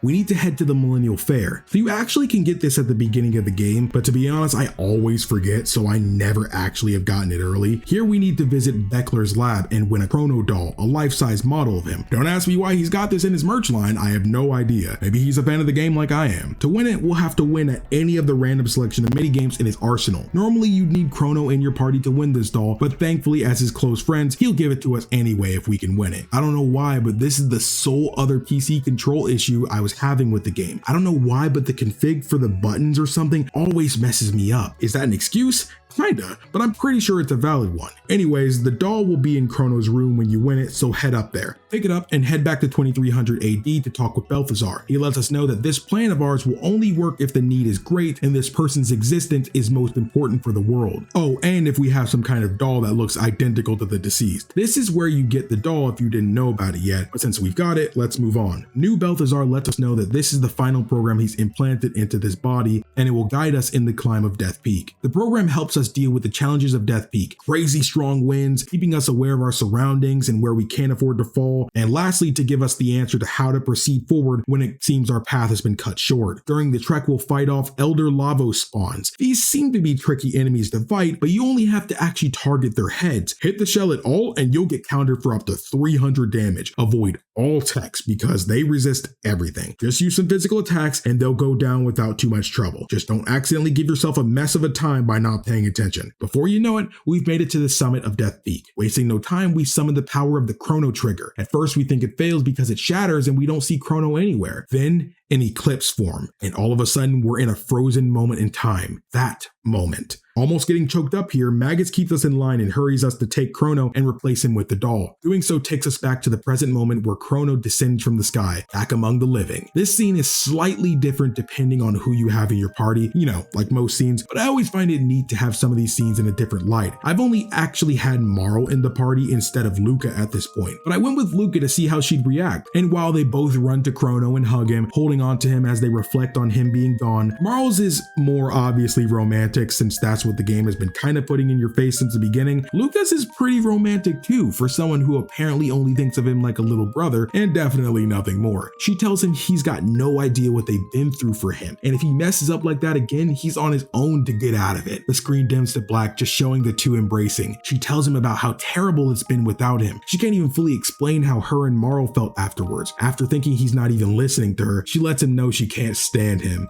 Come on.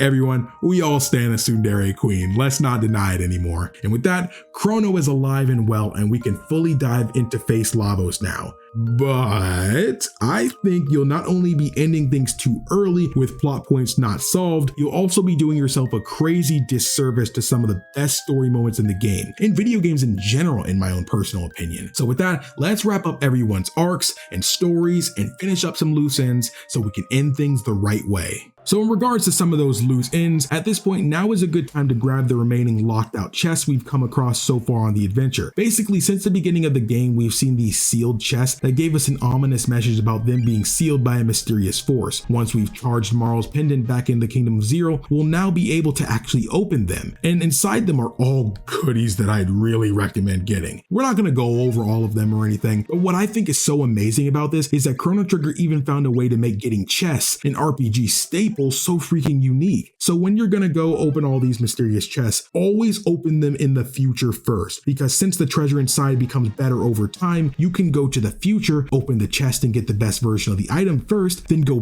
back in time and get the past version of them too, causing a mini paradox. Nothing happens, of course, but this is absolutely insane to figure out. The game never tells you to do this or that this is a thing at all, but the fact that it's something you can figure out or even just stumble across shows you how much love and care went into this game. You can tell the developers cared so deeply about this project that they wanted it to be an innovator and be something that no game had done yet in this genre. And to be honest, even after this, it's few and far between that RPGs have this level of care put into little things like that. It's even crazier because you can only do this by getting them from the future first and then the past. If you attempt to do the opposite, the chest will already be opened in the future, locking you out of the second item. The attention to detail here shows they did this on purpose, hoping players would find out this secret, and that is so freaking cool. So go ahead and snag your rewards. I know it may seem strange to want the not as good versions of the items, but honestly it doesn't really matter. If you, for example, only have 1 or 2 armors that'll absorb a certain type of magic, that leaves a party member without that ability. But often there will be another version of the item that may not necessarily absorb that magic, but it can greatly reduce the damage by it, which is the next best thing in my book. So grab whatever goodies you can out of them, because throughout these final character arcs, we're gonna come across some boss fights that'll be much easier to deal with because of them. So basically, all of the main cast has their own in-game missions that wrap up the narratives for their individual arcs that were established throughout the story. I think this was a smart way to allow us to be introduced to characters, quickly become attached to them, and still focus on the narrative without taking too much time away from it and spending too much time on each individual. I think the main story gives us enough to already really fall in love with this cast while keeping the length of the game in check. So all around, I'm a fan of this optional arc conclusion. Though while I'm a fan of it and happy it's optional, like I said before, I do think skipping out on this would be doing yourself a crazy disservice. A lot of the moments for these characters and their stories happen during this time, so skipping out on it I feel would make you care less about the characters than you could. Again, not saying the story doesn't do this well enough, but when you like a cast of characters, who wouldn't want to see more of them, especially when it does nothing but flesh them out more? So for this section, I'm going to go in the order most fans of the game recommended you go in, purely because if anyone wants to play the game after watching, they'd know the order based on difficulty from easiest to most difficult. Not all of these were created equal though, so depending on what their story presence was like, some may be shorter than others, so keep that in mind. So with that, let's start Ayla's quest.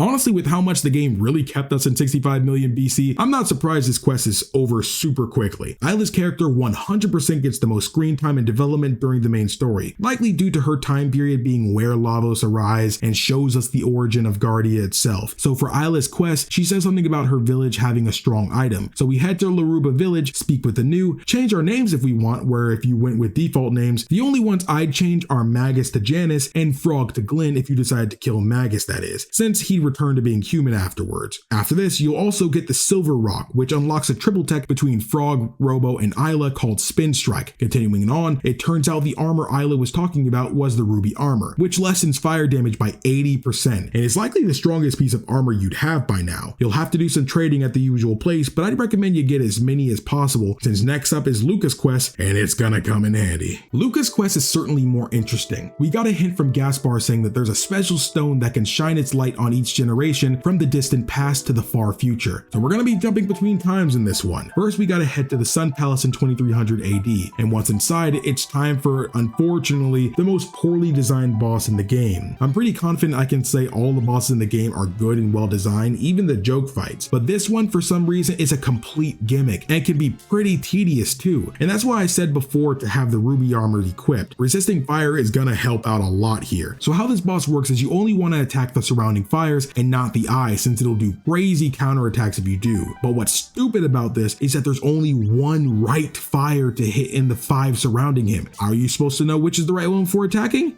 You don't. You legit gotta guess and hope for the best. And if you don't have the fire resisting armor, this is gonna be an extremely cruel fight for you. If you do happen to hit the right one, a dinging sound will play and it'll hurt the center eye. You can then keep attacking that one flame, but soon after it'll shuffle its position with the others, and there's no pattern to this. It's completely random. Just gotta do your best to find it again with a minimal amount of damage taken. And no, you can't just use a tech to attack multiple at the same time to make this easier. You have to use regular attacks. I mean, you can tell by the footage I didn't struggle with this, so why am I making a big deal out of this? Well, it's because there was a time I played this for the first time too, you know. I didn't know what to expect, and after how well designed everything had been up to this point, I didn't see this coming at all. Do yourself a favor, go in with red mails, red vests, ruby armors, anything. Being able to lessen the damage of fire or outright absorb it is a powerful thing in this fight. Do this enough times and the boss, that being the son of the sun, will lose its flames, then actually retreat further into the palace. When you catch up to it, you will find that it's been reverted into the Moonstone. Now it needs tens of millions of years to recharge, so we take it to the Sun Shrine of 65 million BC. It's cool because this place, no matter the era, is in a spot where the sun never sets, so that's why this exact spot has to be where the stone can recharge. But yeah, we take it here, leave it, and go back to 2300 AD, only for it to not be here.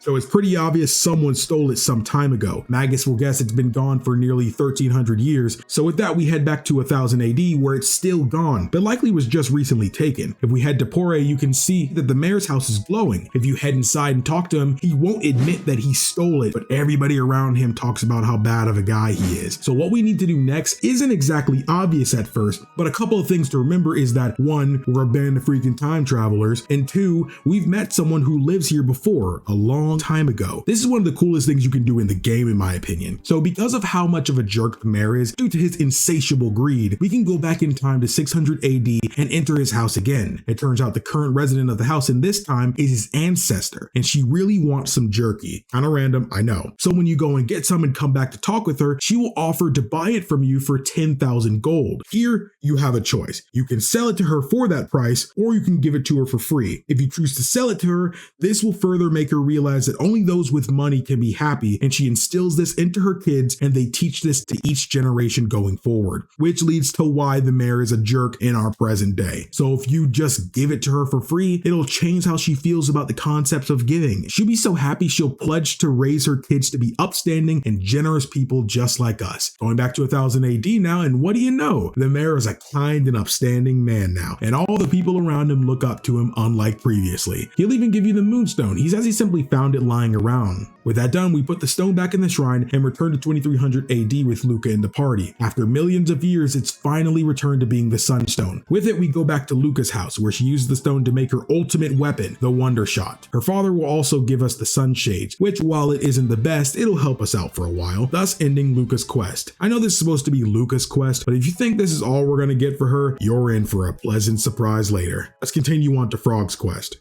So Frog's quest is arguably my favorite. There's a couple that rival it. The last one was bonkers, and one that's coming up is also incredible, but the characterization in this one is just too good. So similarly, it starts with Gaspar giving us a hint that there's the ghost of a lofty knight slain by Magus in the Middle Ages who haunts the present. So we leave the end of time and head to the northern ruins of 1000 AD with Frog in the party to meet a ghost who recognizes Frog. Soon after, while talking to the villagers, we found out that the place has been in ruin for years, and this wasn't a recent event that destroyed this place. So we travel back to 600 AD and make our way through the ruins to clear the place out of monsters. Afterwards, we head to the cafe in Chorus and talk to the drinking man who lets us know about how his tools have been stolen and how it's prevented him from working. So if we go to the same cafe in 1000 AD and talk to that drinking man, he'll let us borrow his tools from him, and then we just gotta get them from his wife. So grabbing those tools, we take them back to 600 AD, give him the tools, meet up with him at his house where he gets his men together, and they head off to fix up the ruins. So this segment kinda goes on for a bit. Basically, they can only fix up the areas we've cleared out. So once an area is fixed, we can now access areas we couldn't before, and we do this a few more times. We'll also come across mysterious chests in here too, but it's best to wait till the end of the quest to grab them, since we'll need to get them from the future and the past, and that's a lot of back and forth when we still have more to go within the ruins. But be sure you've got Frog in your party, since we'll eventually come across a gravestone you can have him interact with, and it'll actually start a cutscene between Frog and Cyrus's ghost. This scene means so freaking much to me, man. I always felt that Frog never truly was satisfied after the battle with Magus. He spent a decade of his life stuck in the body of a frog, only to find out the man who killed his best friend and did this to him has his own sob story, and being the bigger person can be really difficult. He needed to avenge his friend. While he did prove himself worthy of the Masamune and became the successor of his friend, that didn't alleviate the sense of guilt he harbored within him, you know? He's got all this regret and guilt and anger and frustration within him. And it's even worse now that the horrible man that caused all of this is traveling with him now. How could he even face Cyrus now? What would he say? What would he think? It's an incredibly real moment with him. It's also incredible because this is where Frog truly becomes Glenn again. He needed this moment to truly mourn for his friend, to take a stand and become the man Cyrus saw within him, and for real this time, putting the pain of his past behind him. Cyrus's spirit assures him that he's been overthinking things and he's come so far. The regrets he felt in his dying moments were only the things he left unfinished. But seeing Glenn now having progressed so far, becoming a greater warrior than he could have ever hoped to be, he knows now he can trust his friend to finish what he started and to be the man he needs to be for himself and for those around him. And with the past finally put behind him, the Masamune springs to life, acknowledging that he's overcome his grief and emotional baggage. The true power of the Masamune can now be utilized. I'll never get over this moment, man. This is why I'd argue he's my favorite character in the game. While you could think of him allowing Magus to join us as him putting the past behind him and overcoming his grief, I feel that with that kind of grief, it shouldn't be left up to interpretation. I feel the best way to overcome the pain of the past is to face it head on, accept it, and stand up to move forward. So I think this was vital for Frog's character and the true moment he becomes Glenn again, worthy of the name. If you decide to go back to 65 million BC and rename him Glenn after this, I think that'd be the cherry on top. Everyone referring to him by his true name just sounds too good to pass up. I genuinely feel his story gets better every time I play it. I've replayed this game for this arc alone before. It genuinely means that much to me. A big chunk of it too comes from how well done the theme song is. Everyone's got their own theme, and Frog's is just the epitome of the heroic struggle. It perfectly captures throughout the story the facade of a confident knight in actuality suffers a mental battle each day, yet morphs into the melody of a knight who overcomes the grief that's weighed him down in life. Each battle felt more and more difficult because of it, and this song is the theme of a man who made that breakthrough, and it is glorious. Absolutely incredible. The next quest is for Magus, and like the others, it begins with a hint from Gaspar at the end of time. He says that a fugitive in the Middle Ages, Ozzy, maintains an evil hideout. This was pretty big because after the fight with Magus, we were pretty busy with, getting sucked into a time gate, being sent 12,000 years into the past, but this shows Ozzy did survive his fall after his less than elegant exit earlier on. So I think it's about time we wipe him out. If we go to Medina Village now, they all worship Ozzy, and the locals still hate humans. So with Magus, we head back in time to 600 AD and locate Ozzy's hideout. This isn't like the previous dungeon, as it's dang near a straight line, so we march on. We end up coming across a bit of a boss gauntlet, and first up is Flea Plus. While I accidentally didn't record this fight, I swore I hit the button, but the fact that right after Frog's quest, the next footage session starts after Flea's fight just leads me to assume I goofed. My bad. But if I'm honest, you did not miss anything. As long as you're at least level 30, which I'm level 40 for most of my party members at this point, you can practically beat these losers in your sleep. I'm serious, I kind of just turned on auto battle and let them have it. So they're not incredibly memorable fights, and they honestly kind of feel like fodder, but I'll give them a pass since they're not inoffensive in design and their original fights were fun. And by they, yes, I do mean this for Slash's fight too. It's just as much of a joke. The next fight, on the other hand, can actually trip you up if you're not careful. Ozzy, Flea, and Slash all gang up on you, all being stronger than what they just were. They have no weaknesses, but they also don't resist anything, so pretty much everyone is viable for this fight. There's actually a way to get less XP from this fight than you normally can. If you kill Ozzy before Flea, then they'll flat out run away. Also, if only Ozzy and Slash are left and you kill Ozzy first, then Slash dies too for some reason. But overall, they also hold on to some good items. If you want to use Ayla to charm them, do it before any of them die, die, because it's practically guaranteed you'll miss out on something if you don't. There's a lot of ways to approach this fight, so that makes it pretty fun and highlights the combat system yet again for me. And by the footage, you can tell even I struggled a bit with this. You gotta stay focused here, because these guys will throw triple tech after triple tech at you, and they do crazy damage, especially since they can counter attack too. Magic is gonna win you this fight. We should have some nasty triple techs of our own, but if your party composition doesn't have any you can use like mine didn't, you're stuck with double techs. It's even worse when you have Magus with you. It's only specific circumstances where you can do any techs at all with him, since he's definitely the edgy boy of the group. So for this fight, I only had my double techs with Ayla. Granted, they're pretty powerful, though I think I'm making it sound worse than it actually was. It felt like my heals were kind of lacking here, so I often had someone dead, but when all three were alive, I was pelting them with level 2 magic, hitting them with all I had. Lightning 2, Fire 2, Dark Bomb, you name it. Ayla was on healing duty as much as she could, though it was for the best for her since she doesn't have magic to make it easier to hit anyone. But they all went down before too long. Afterwards, we'll chase after Ozzy, who desperately does not want to die and questions Magus for coming after him after they stood side by side for Fiend Kind for all these years. Magus blows him off by letting him know it was all for power and nothing more, and the bitter winds call for his upcoming demise, thus beginning the fight with Ozzy the Great. This fight isn't really that different from back when we first fought him. We have to go for the switches. It's funny because when you hit the wrong button and you fall through the floor, when you get back up as the fight's about to restart, a cat comes and presses the button, dropping him through the floor. But this time, with no defensive barrier. After this, we can go back to Medina Village, where they no longer worship Ozzy, and it's all peace, love, and positivity. They no longer hate humans, and they even sell you stuff at an affordable price. The cheapest in the game, in fact. The cherry on top is Ozzy the Eighth is no longer the elder here, and now he's just a joke.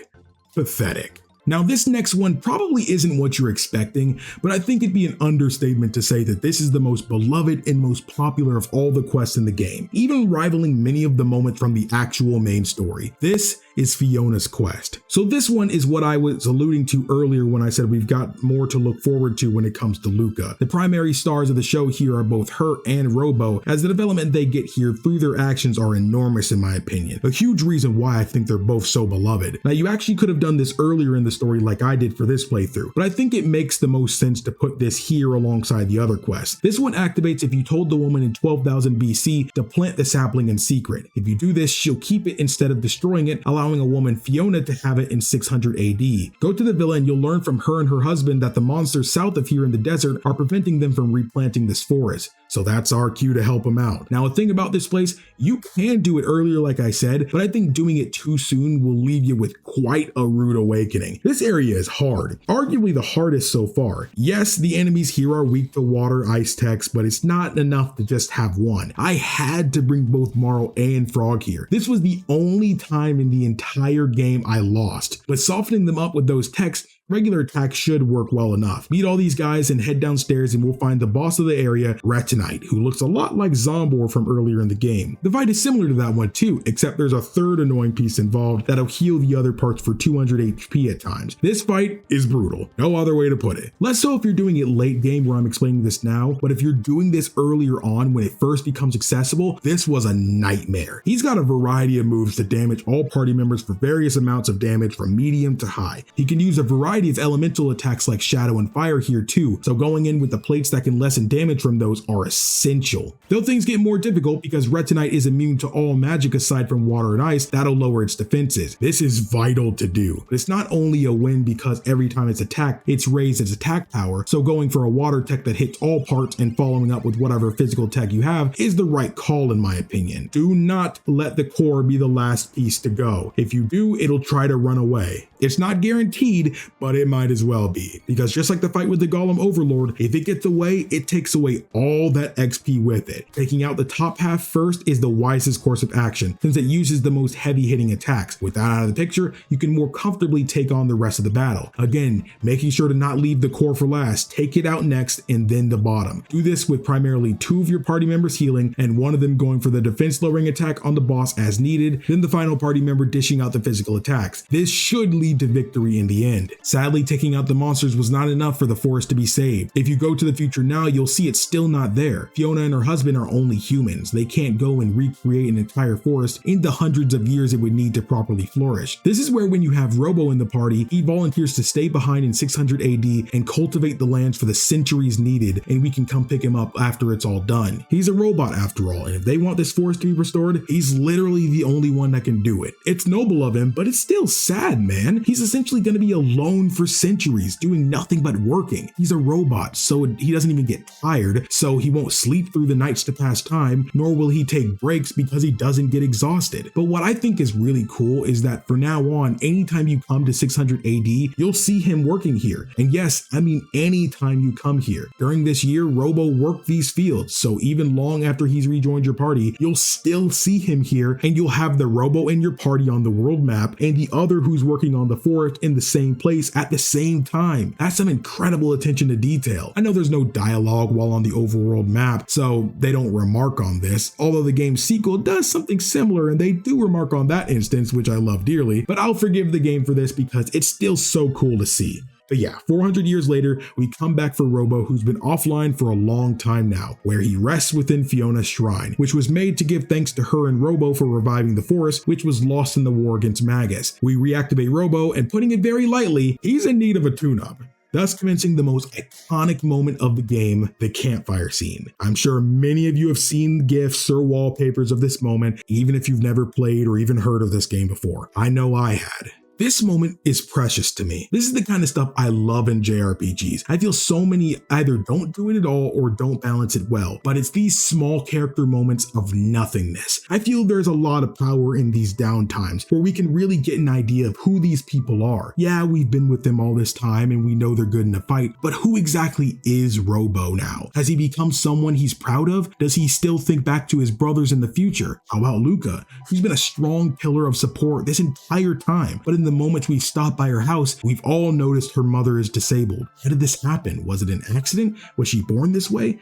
How did this affect Lucca? Often when we're plagued by life and responsibilities, we're so busy we don't even have the time to really think. But when given a moment of pause, that's when I feel everything catches up to us and we think about the things we've been avoiding and neglecting for all this time. Robo had hundreds of years to himself to think about how things were going, knowing Lavos was beneath their feet, knowing this same soil would be burned and left lifeless one day. Despite all those centuries worth of work he's been doing, he's begun to doubt that Lavos in general was the reason behind the gates appearing at all. He believes some entity may have wanted them to see all these time periods, or maybe even just wanted to see them for itself. Maybe with the world's death imminent, it's like reflecting on your life in your final moments. Like the old saying of your life flashing before your eyes as you die, we're experiencing the world's life before its death. In these dire moments, we too may wish to visit a moment from our past to change things. After Maro inquires this to Lucca, it's hinted that she does have something in her past that she regretted, something eating at her, a seed of grief that's kind of morphed her into who she is now. Moments like this humanize the cast and add so much depth to the characters. After everyone falls asleep, we play as Lucca as she sneaks away and goes through a gate that shifts to a red hue as it engulfs her. And before we know it, we're at Lucca's house 10 years ago. So it turns out 10 years ago, a 9-year-old Lucca was traumatized by an accident involving her mother. Her mother Lara gets her skirt stuck in one of the machines within their house, and it drags her further along the machine until it eventually consumes her legs within it, destroying their use forever. Lucca was just a kid back then, and she didn't understand how to stop the machine, so she was in a state of panic, seeing her mother in danger and panicking herself. This is horrible to see. I know it's just a game, but man, why does this hurt so bad? To know what she's been going through. Probably because it's realistic. Accidents happen all the time in real life, but because of a moment's accident, lifelong consequences can occur. Fact of the matter is, Lucca failed to save her mother that day, and she used that experience to inspire her to learn more about machines and their use to prevent something like that from ever happening again, alongside having them make people's lives better. Now, this moment can go one of two ways. You can fail this event, whether on accident or on purpose. It will lead Lucca to relive this event and reconfirm why she does what she does even now. Or You can attempt to save her mother. When this happened, Lucca was near her mother downstairs, but with the adult Lucca coming back to this time upstairs, you can find a note from her father where it hints that the password to shut down the machine is her mother's name. If you successfully enter the password correctly and in time, you will save her mother, changing history. Not only going forward will Lucca's mother not be in a wheelchair anymore, her whole personality has returned to what it was before the accident. She's lively, cheerful, and overall happy. We know she never blamed Lucca for the accident, but is it so strange for someone who's lived a normal life up to this point to be forced to spend a decade in a chair and not want to laugh and smile like everything's okay? That's gotta be world-shattering to them. But changing history doesn't just change this for Lucca's mother, but it also changes things for Lucca herself. If she only got into science because of the accident with her mother, then why is she still a scientist in the future? Well, after this, you can find a diary entry from Lucca where she expresses how scared she was when this happened, but now she wants to learn about science to prevent anything like that from happening again. So even then, she wants to ensure no more scares like that can happen going forward. This truly is just the kind of person Lucca is. After all this is said and done, she goes back through the time gate where Robo is waiting for her. Having guessed this situation was always on her mind, she's a time traveler. With all that power she has, she can go back and do anything she wanted, but always thinking of others, she wanted a better life for her mother. Robo then gives her a present that he created over the 400 years he was away. She then thanks him for the gift and for being so sweet, thus ending the Fiona questline. I freaking love these two, man. Just thinking about them, the characters and their dynamic just fills my heart with so much happiness. This quest has the best writing in the game for me. Again, I love Frog's quest, but man, this one really cuts deep.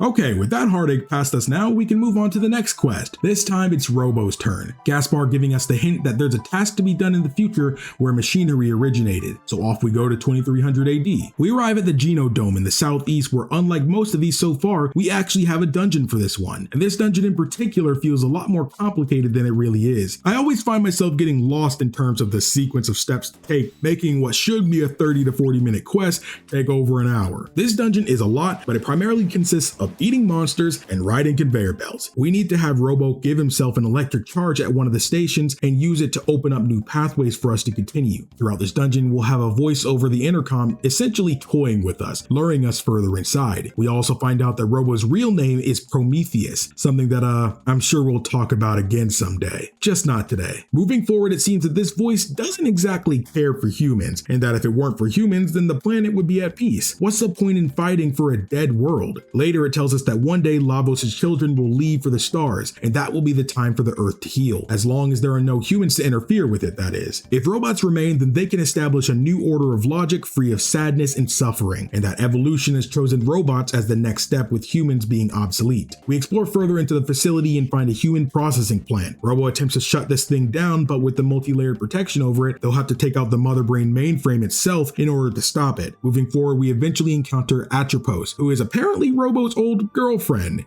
Yes, his girlfriend, you heard that right. This whole thing was kind of odd to me at first. I originally thought Robo wanted to deviate from being like his brothers and help save the world, where he learns more and more about emotions and bonds, especially since he didn't seem to remember much when we first found him. But apparently he's got enough moves to land a girlfriend, so he's already hip to the idea of intimacy. Before we even met him, he's even further than me. Maybe it's something I'm just misunderstanding, so anyone in the comments can feel free to give me greater insight if they'd like. We encounter her and she talks as if Robo has only been pretending to be on our side this whole time and tells him to rejoin her. Apparently, Prometheus's true mission was to live amongst humans and study them. But Robo doesn't back down and refuses to destroy the friends he's come to love. He's sure that she must have been reprogrammed, which is why she's acting this way. But this leads to a one-on-one fight between her and Robo. She's basically just a weaker version of him. Nothing really to say here. After the fight, it seems she's gone back to normal, acting as if she's just now seeing him again after a long time. It turns out Mother Brain did overwrite her program, but she had backed up her memories beforehand. She apologizes for what she's done and gives him a memento of her, and then sadly shuts down. It's a sad moment, but we have to push forward and defeat Mother Brain for Atropos' sake.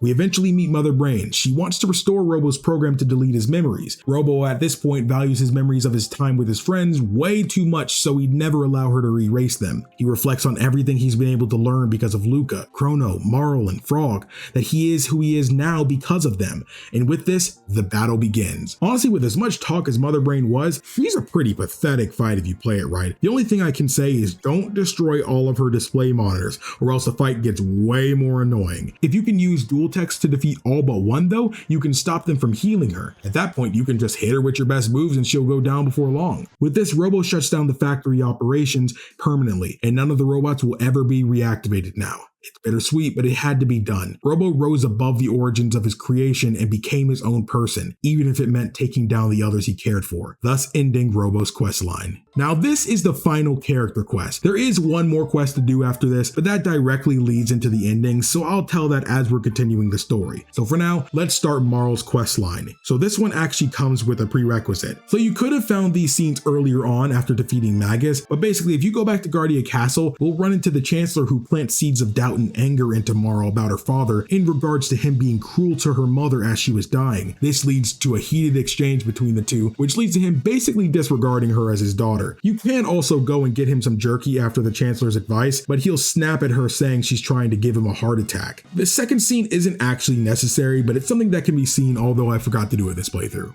So this quest actually begins in 600 AD in Chorus. If you talk to Toma in the bar, he'll give you the Toma Pop, which she'll ask you to pour on his grave if he doesn't find the legendary rainbow shell. We skip over to 1000 AD and we can find Toma's grave. We pour it on his grave only to be greeted by a spirit who lets us know that he did find the rainbow shell, and he lets us know its location back in 600 AD, that being a place called Giant's Claw. Now if we go back in time, we can access the area. When inside, we'll come across forgotten pieces of Toma's diary that gives us hints on how to proceed. Soon we'll reach Azala's throne room, and for some reason, there's an Easter egg here. If you interact with a throne, the character in the lead will laugh. And that's it.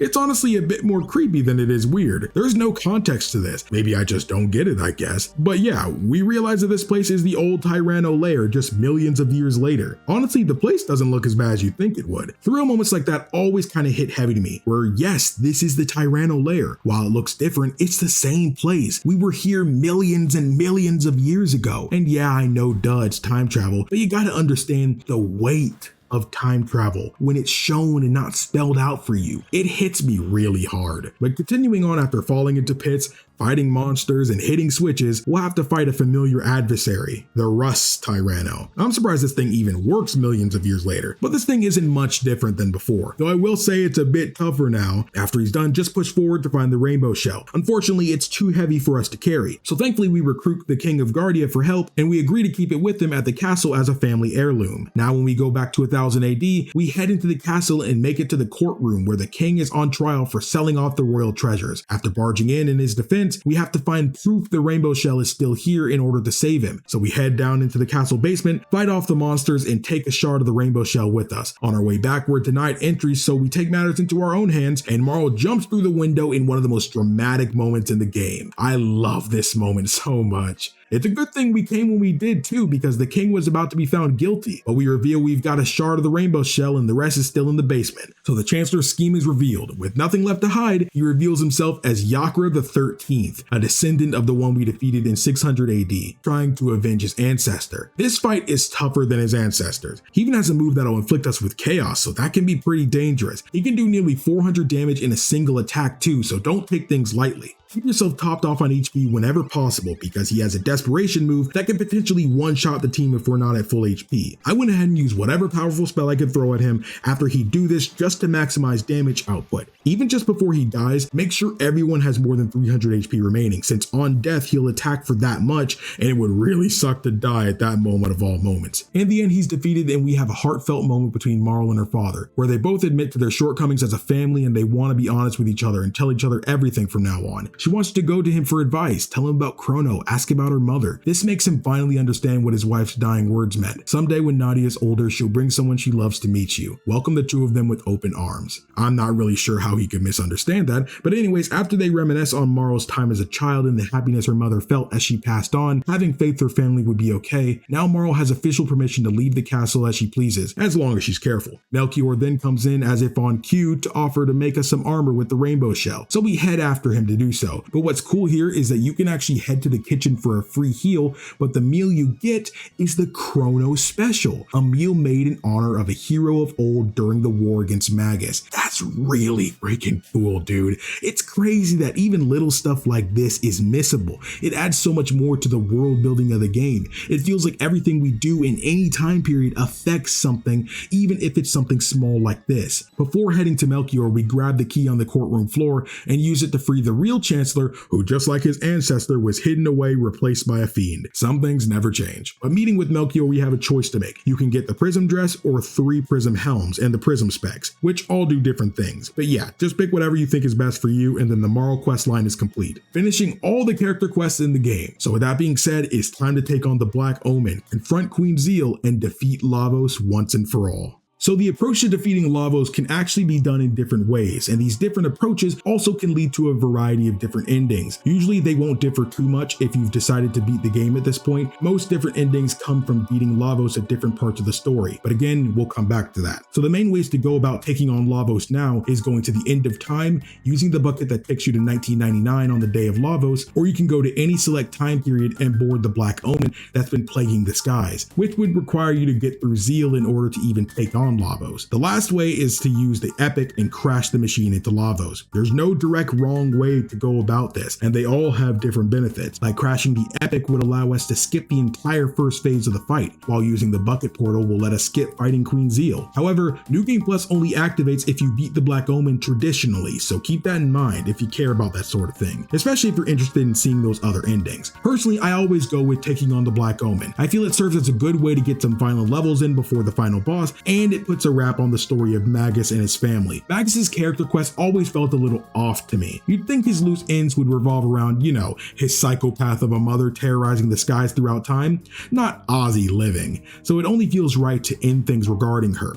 I don't like plot points going unfinished. Also, another note that I really like, you can actually take on the Black Omen 3 times back to back if you want. However, this only works if you board it during 1000 AD, take it down, then go backwards to 600 AD, and then to 12,000 BC. You can beat it in each of those times with no consequence. Though I don't think you'll need that much experience, Chrono Trigger isn't a hard game in my opinion, and it doesn't require grinding, but I do think you should go through it at least once for the story of it. For the sake of the video, I only did it once this time. I don't want to get crazy powerful for the final boss so I can properly show it. It'd be pretty disappointing to come all this way and this grave threat that basically destroyed the planet ended up being a pushover. We also need to take this thing down since, you might have noticed at this point, some of the NPCs throughout history will note the Black Omen in the sky, sounding really creepy about it too, as if it's influencing their minds. So with that being said, let's do this. We board the Black Omen and encounter the Queen as she lets us know she's immortal and will live with Lavos forever as he rests, and in a mere 14,000 years,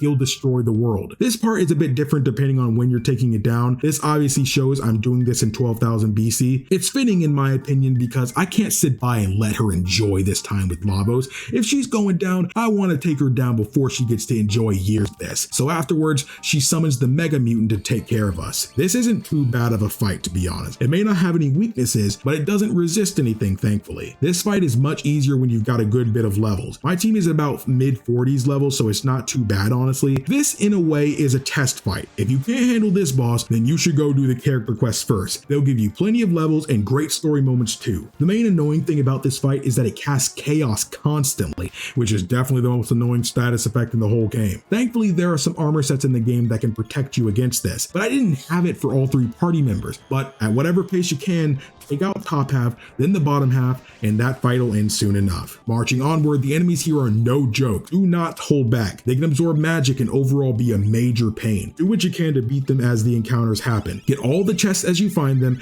and if you have Ayla, charming these enemies can get you some good stuff too. Speed tabs to raise your max speed stat, gold studs so you can go more wild with magic, elixirs, armor, all of it. Eventually you'll reach 2 news. One of them will sell you stuff, which I appreciate more than you'll ever know, and the other will let you leave the Black Omen again. This is so convenient, you have no idea how helpful and quality of life this is. You'd think that for an older game, these kind of things would be what people would request to be in a remaster, but in 1995, Square knew exactly how to make these things convenient for us. I love this. Continue onwards, fight more tough enemies like Ruminators and a Tubster, which can be freaking brutal with the counterattacks. Continue onward through more tough fights, save at the save point, and we got another boss, the Giga Mutant. This thing is much stronger than the Mega Mutant and much more annoying. annoying. Off rip, you'll realize it's immune to physical attacks, even ones that have magical properties to them, so you have to work solely on magic for this one. Thankfully, I had Magus with me here. Frog and Crono were no slouches either. I almost swapped out to Crono, Marl, and Lucca, or Magus, Marl, and Lucca just for the extra quick fight, but I think my team worked out well. He's got moves that can poison us, put us to sleep, steal MP from us, and even has a move that can instantly drop a party member to 1 HP. He's not playing around, but if you can survive this,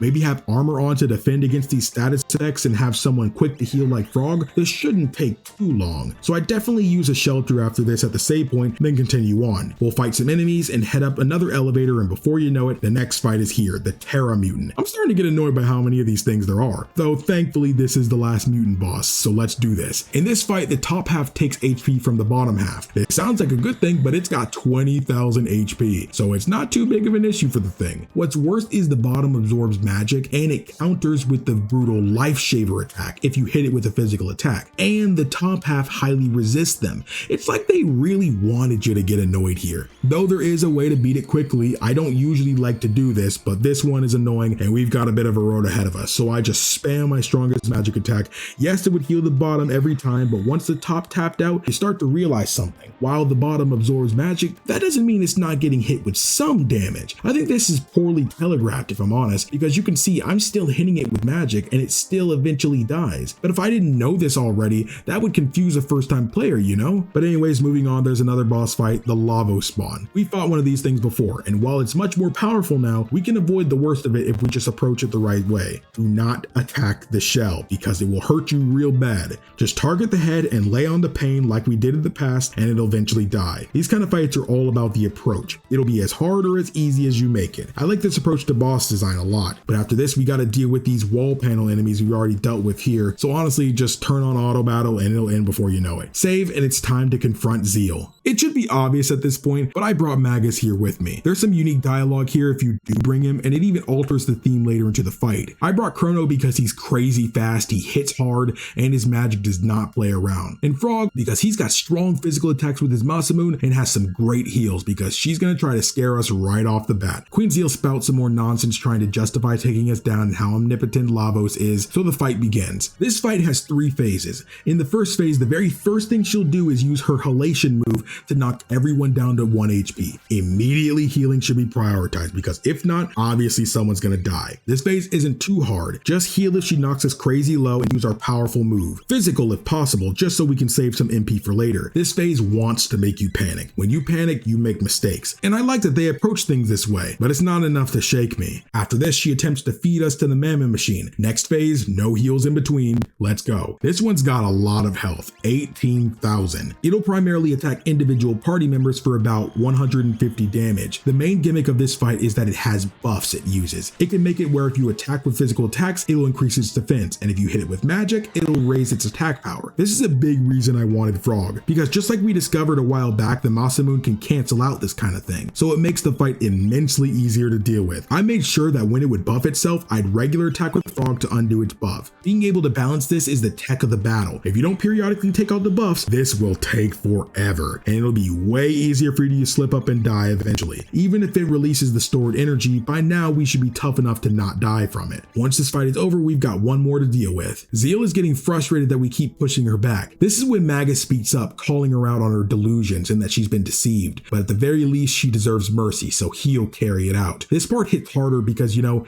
that's his mother. He hadn't seen her since he was a boy, but he cared about her. He hates seeing her this way. Even if he's too edgy to say it out loud, he knows she's done unforgivable things, so if she's gonna get taken down, he feels it's only right for her son to do it. So with that being said, let's do this. There's 3 different parts of this phase: the left hand, the right hand, and the face. Take note here that Magus's theme plays because he's here. This is his battle. Such a great detail. You're missing out if you didn't bring him too. Unlike most fights in the game where they kind of want you to take out the side components first, do not do that here. They will hit you really hard. The left hand will use Life Shaver to take whoever attacked it down to 1 HP, and the right hand will use MP Buster and take all of the MP of the attacker. These are horribly brutal counters. I think with proper play, they haven't been crazy necessarily throughout the game, but for this fight, use items. Get that MP back. We're in the end game now. There's no point in hoarding all these ethers, elixirs, and more. So I prioritize attacking the face with moves that only attack it, having to deal with multiple counters will definitely spell defeat for sure. It's definitely going to dish out its own attacks though, halation like Zeal had before, dropping us all to 1 HP. Thankfully, if we take out the face, it'll kill the whole thing. So focus on that and be quick with the heals, and I think we'll come out all right, which is exactly what happened. Done with this whole thing, Zeal decides to have Lavos personally deal with us. The Black Omen sinks into the sea and goes through a time gate, taking us to 1999 AD, thus beginning the true final boss with none other than Lavos itself. The first phase of Lavos isn't difficult per se. Lavos will mimic 9 bosses from throughout the game. We have beaten all of these bosses before, and I've already explained how they all work, so I won't repeat myself much in this phase. So let's recap what bosses he'll use for this segment. First up is the dragon tank from 1000 AD when we were escaping prison. All the components are here. Next is the guardian from 2300 AD that was guarding the food supply. Afterwards is Hecarim from 1000 AD. It's immune to physical attack damage just like before. Next is Zombor from 600 AD.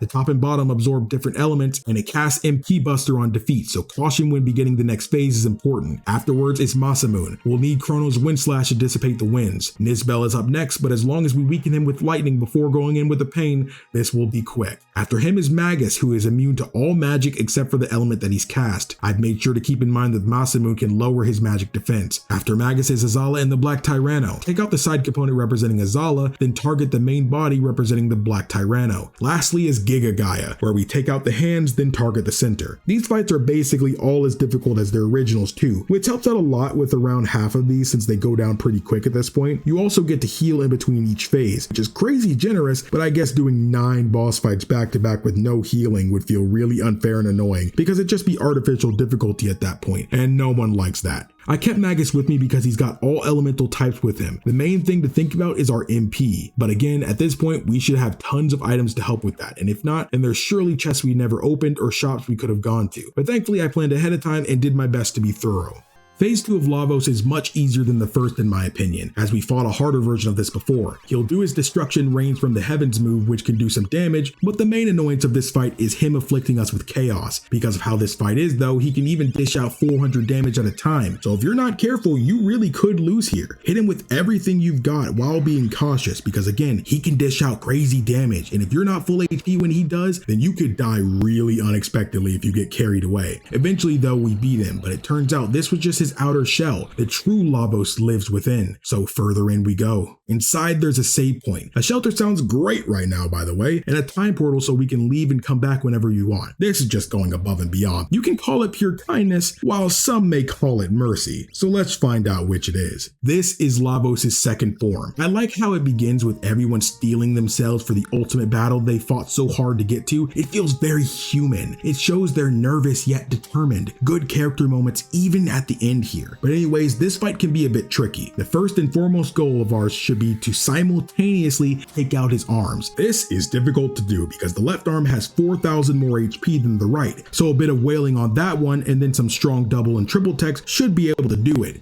You'll want to take them out as quickly as possible because the left hand can take away your status immunity. Like, what? That's freaking crazy. Throughout his 3 parts, the amount of damage it can do is just crazy. The laser beam move he begins with does around 400 damage off rip. Crystal Explosion can hit for 300, Shadow Doom Blaze can hit for 400, and this is all just the head's attack. Another reason to go for the arms is that the right arm can heal the head for 1500 HP. It can reduce our defense, the previously stated status immunity, inflict stop on us, and more. This one can really be freaking brutal, but I expect no less from the final boss fight. There's one final form after this, but unlike before, we can't switch party members in between phases, so whoever you choose needs to be able to handle anything. I personally went with Ayla, Crono, and Frog for a few reasons. Ayla and Frog can use Slurp Kiss to get great heals in. Crono and Frog can also deal out some heavy magic damage if needed, not to mention their physical double text too can be crazy great. This goes for Ayla as well. She hits like a truck and her texts with Crono are some of the strongest in the game. I think each of these party members can stand well on their own too. Like for example, Crono with his Luminaire hits for crazy damage and only takes up his turn. But when we get both arms gone, the head will lower its defense to attack. Dealing with the balance of all of this makes this the most difficult fight so far, but eventually we come out on top. Afterwards, Lavos sheds its armor and reveals its true body, its final form. A small cutscene happens here where we discover Lavos is essentially comprised of every manner of life that has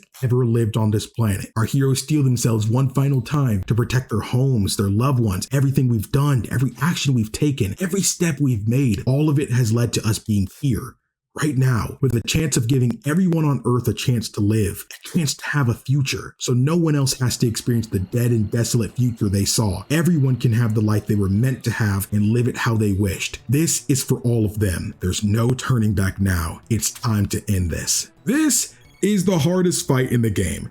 Kinda expected that, but it had to be said. But not only is it hard, it's also confusing if you're not aware of what's going on here. So I'll explain it as straightforward as I can. There are 3 components to the boss: the left and right bits, and the Lavos core. You see how the core looks humanoid? What this fight does differently than past fights is that it's trying to make you think that this humanoid figure is the real Lavos, when in actuality, that's not the case. The true Lavos core is the right bit. If that right bit is destroyed, then the whole fight is over. Though it's not going to be as easy as just saying what needs to be done. It starts the fight with max physical and max magical defense, so you won't be able to do any damage to it even if you tried. On top of that, the left bit is constantly healing, which is a problem. You also can't do any magic to it either, because if you try, it'll absorb it and just heal. It also can remove any status immunities like the previous fight. The saving grace of this is that it's super weak to physical attacks. Now when it comes to the humanoid figure, it can hit for crazy damage with physical and magical attacks. He can for sure kill the entire party with one attack, even if they're all full HP. You have to prepare for this. The shield and barrier sphere items can immensely help at this part. They greatly reduce the magic and physical damage done to you respectively. The center figure can also use a time warp ability and send us all to different time periods. Yeah, we're fighting a boss while time traveling. This is so epic. The time period we end up in will determine the super attack he uses, which can be a wide variety of unpleasant things. But anyways, if the left bit or center gets destroyed, the right bit will lower its guard to begin to resurrect the left and center. So we've got to target the left bit and take it out as soon as possible. It can't handle physical attacks anyway, so I try to get someone to finish it in one hit, and if not, follow up with them on another turn. After this, I typically try to ignore the center for as long as possible. Pretty dangerous since it hits for the most damage out of all of them, but with the spheres on, I'm feeling a bit confident. The right bit needs to go down and we need to make progress. It can't heal without the left bit either, so as soon as it's resurrected, I take it out again and resume hitting the bit as hard as I can. Thunder Chomp with Crono and Ayla was doing over 1800 damage each hit, so it was too good to pass up. And 30,000 HP later, Lavos finally goes down, ending him for good. The time portal shatters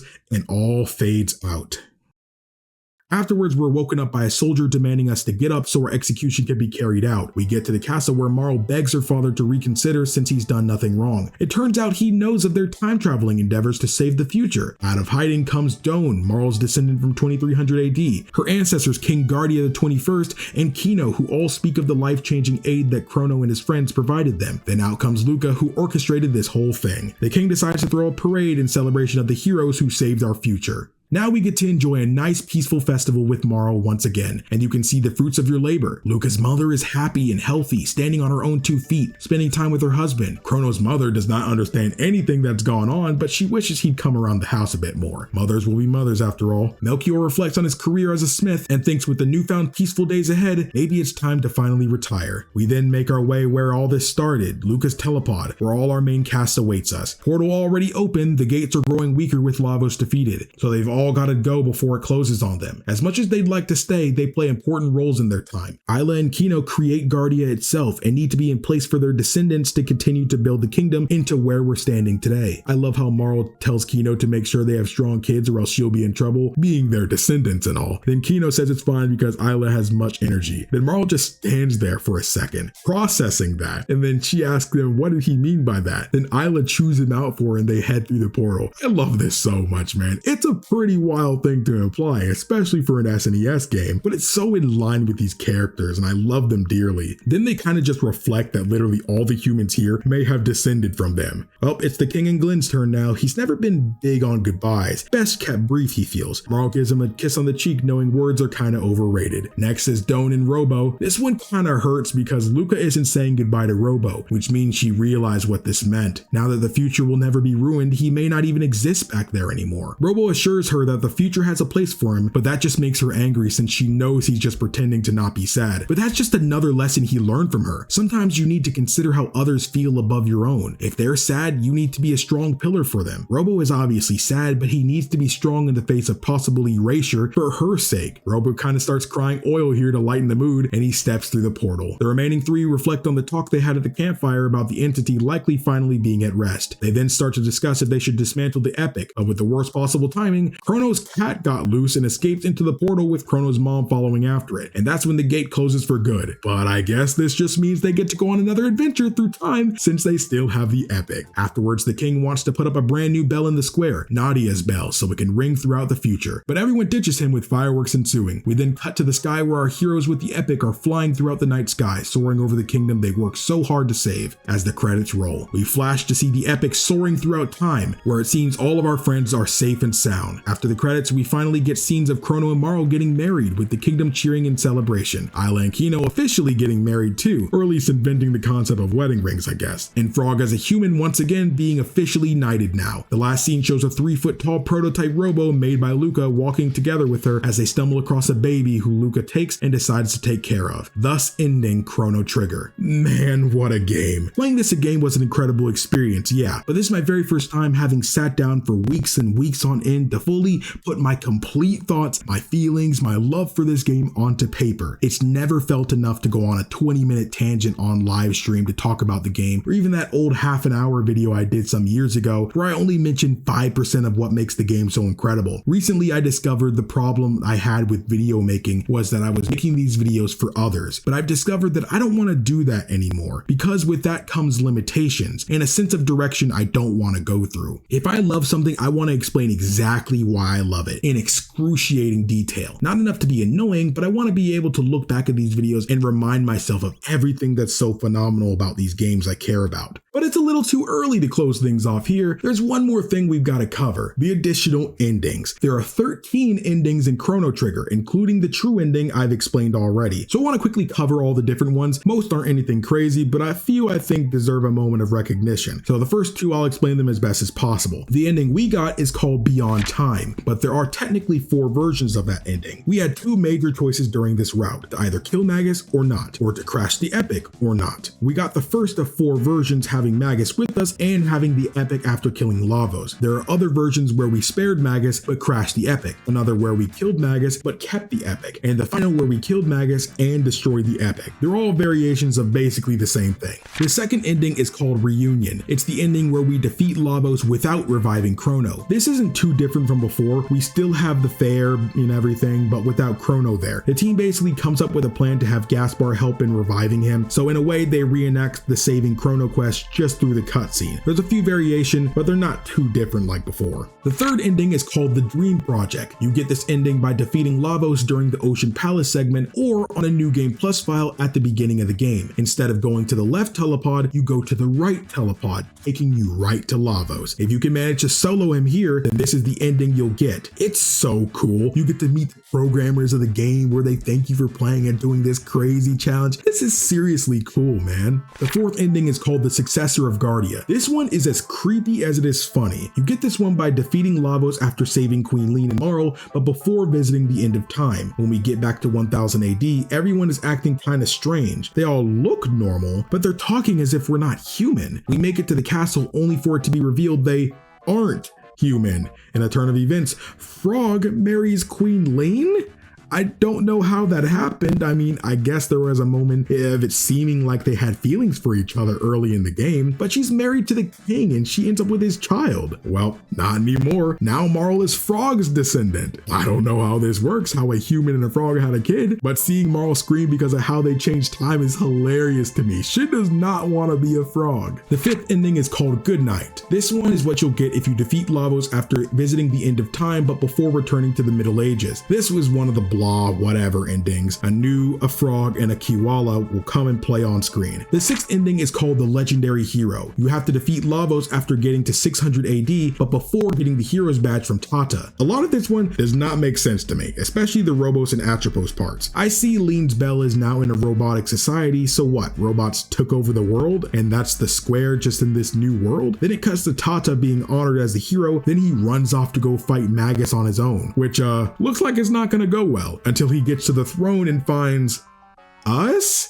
Marl and Lucca readying their weapons as Crono laughs maniacally? Yeah, get it away from me, I don't need the nightmares tonight. The 7th ending is called the Unknown Past. You get it by defeating Lavos after obtaining the Hero's Badge, but before the gate key is stolen in prehistory. This one is also meh, I guess it just wants to show off what you missed out on? Oh well. The 8th ending is called The People of the Times. You get it by defeating Lavos after regaining the gate key, but before giving the Masamune to Frog. This is probably my least favorite alongside Goodnight. It just shows some sprites on screen.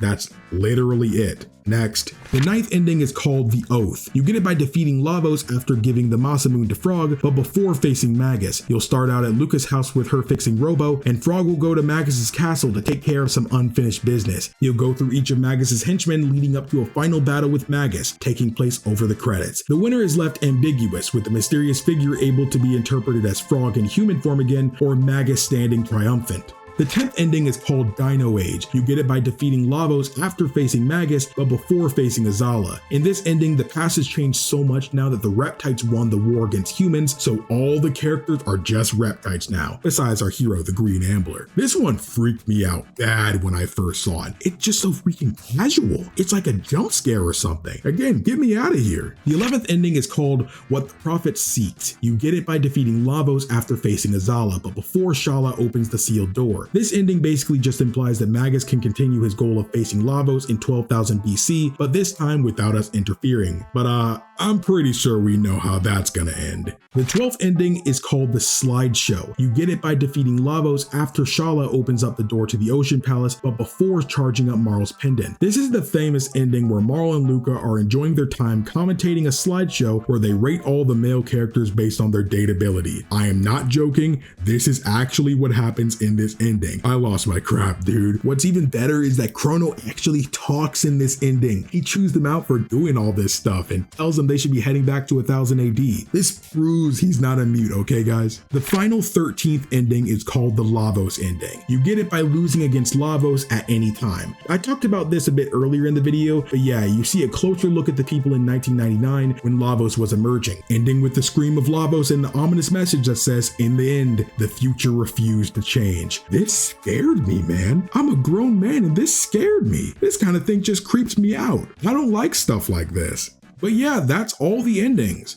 Well, there is another ending. It's exclusive to the DS version of the game. It's called Dreams Epilogue, the 14th ending of Chrono Trigger. I didn't play that version of the game for this video for the sake of ease of recording. I've decided to not even talk about it here, mainly because the original game does not include this, and I feel it reveals a little too much about Chrono Cross, this game's sequel. I know it's supposed to connect the two, but I feel it takes a bit of the impact of the reveal away when you go to play Cross. So for now, this is where I'll end things.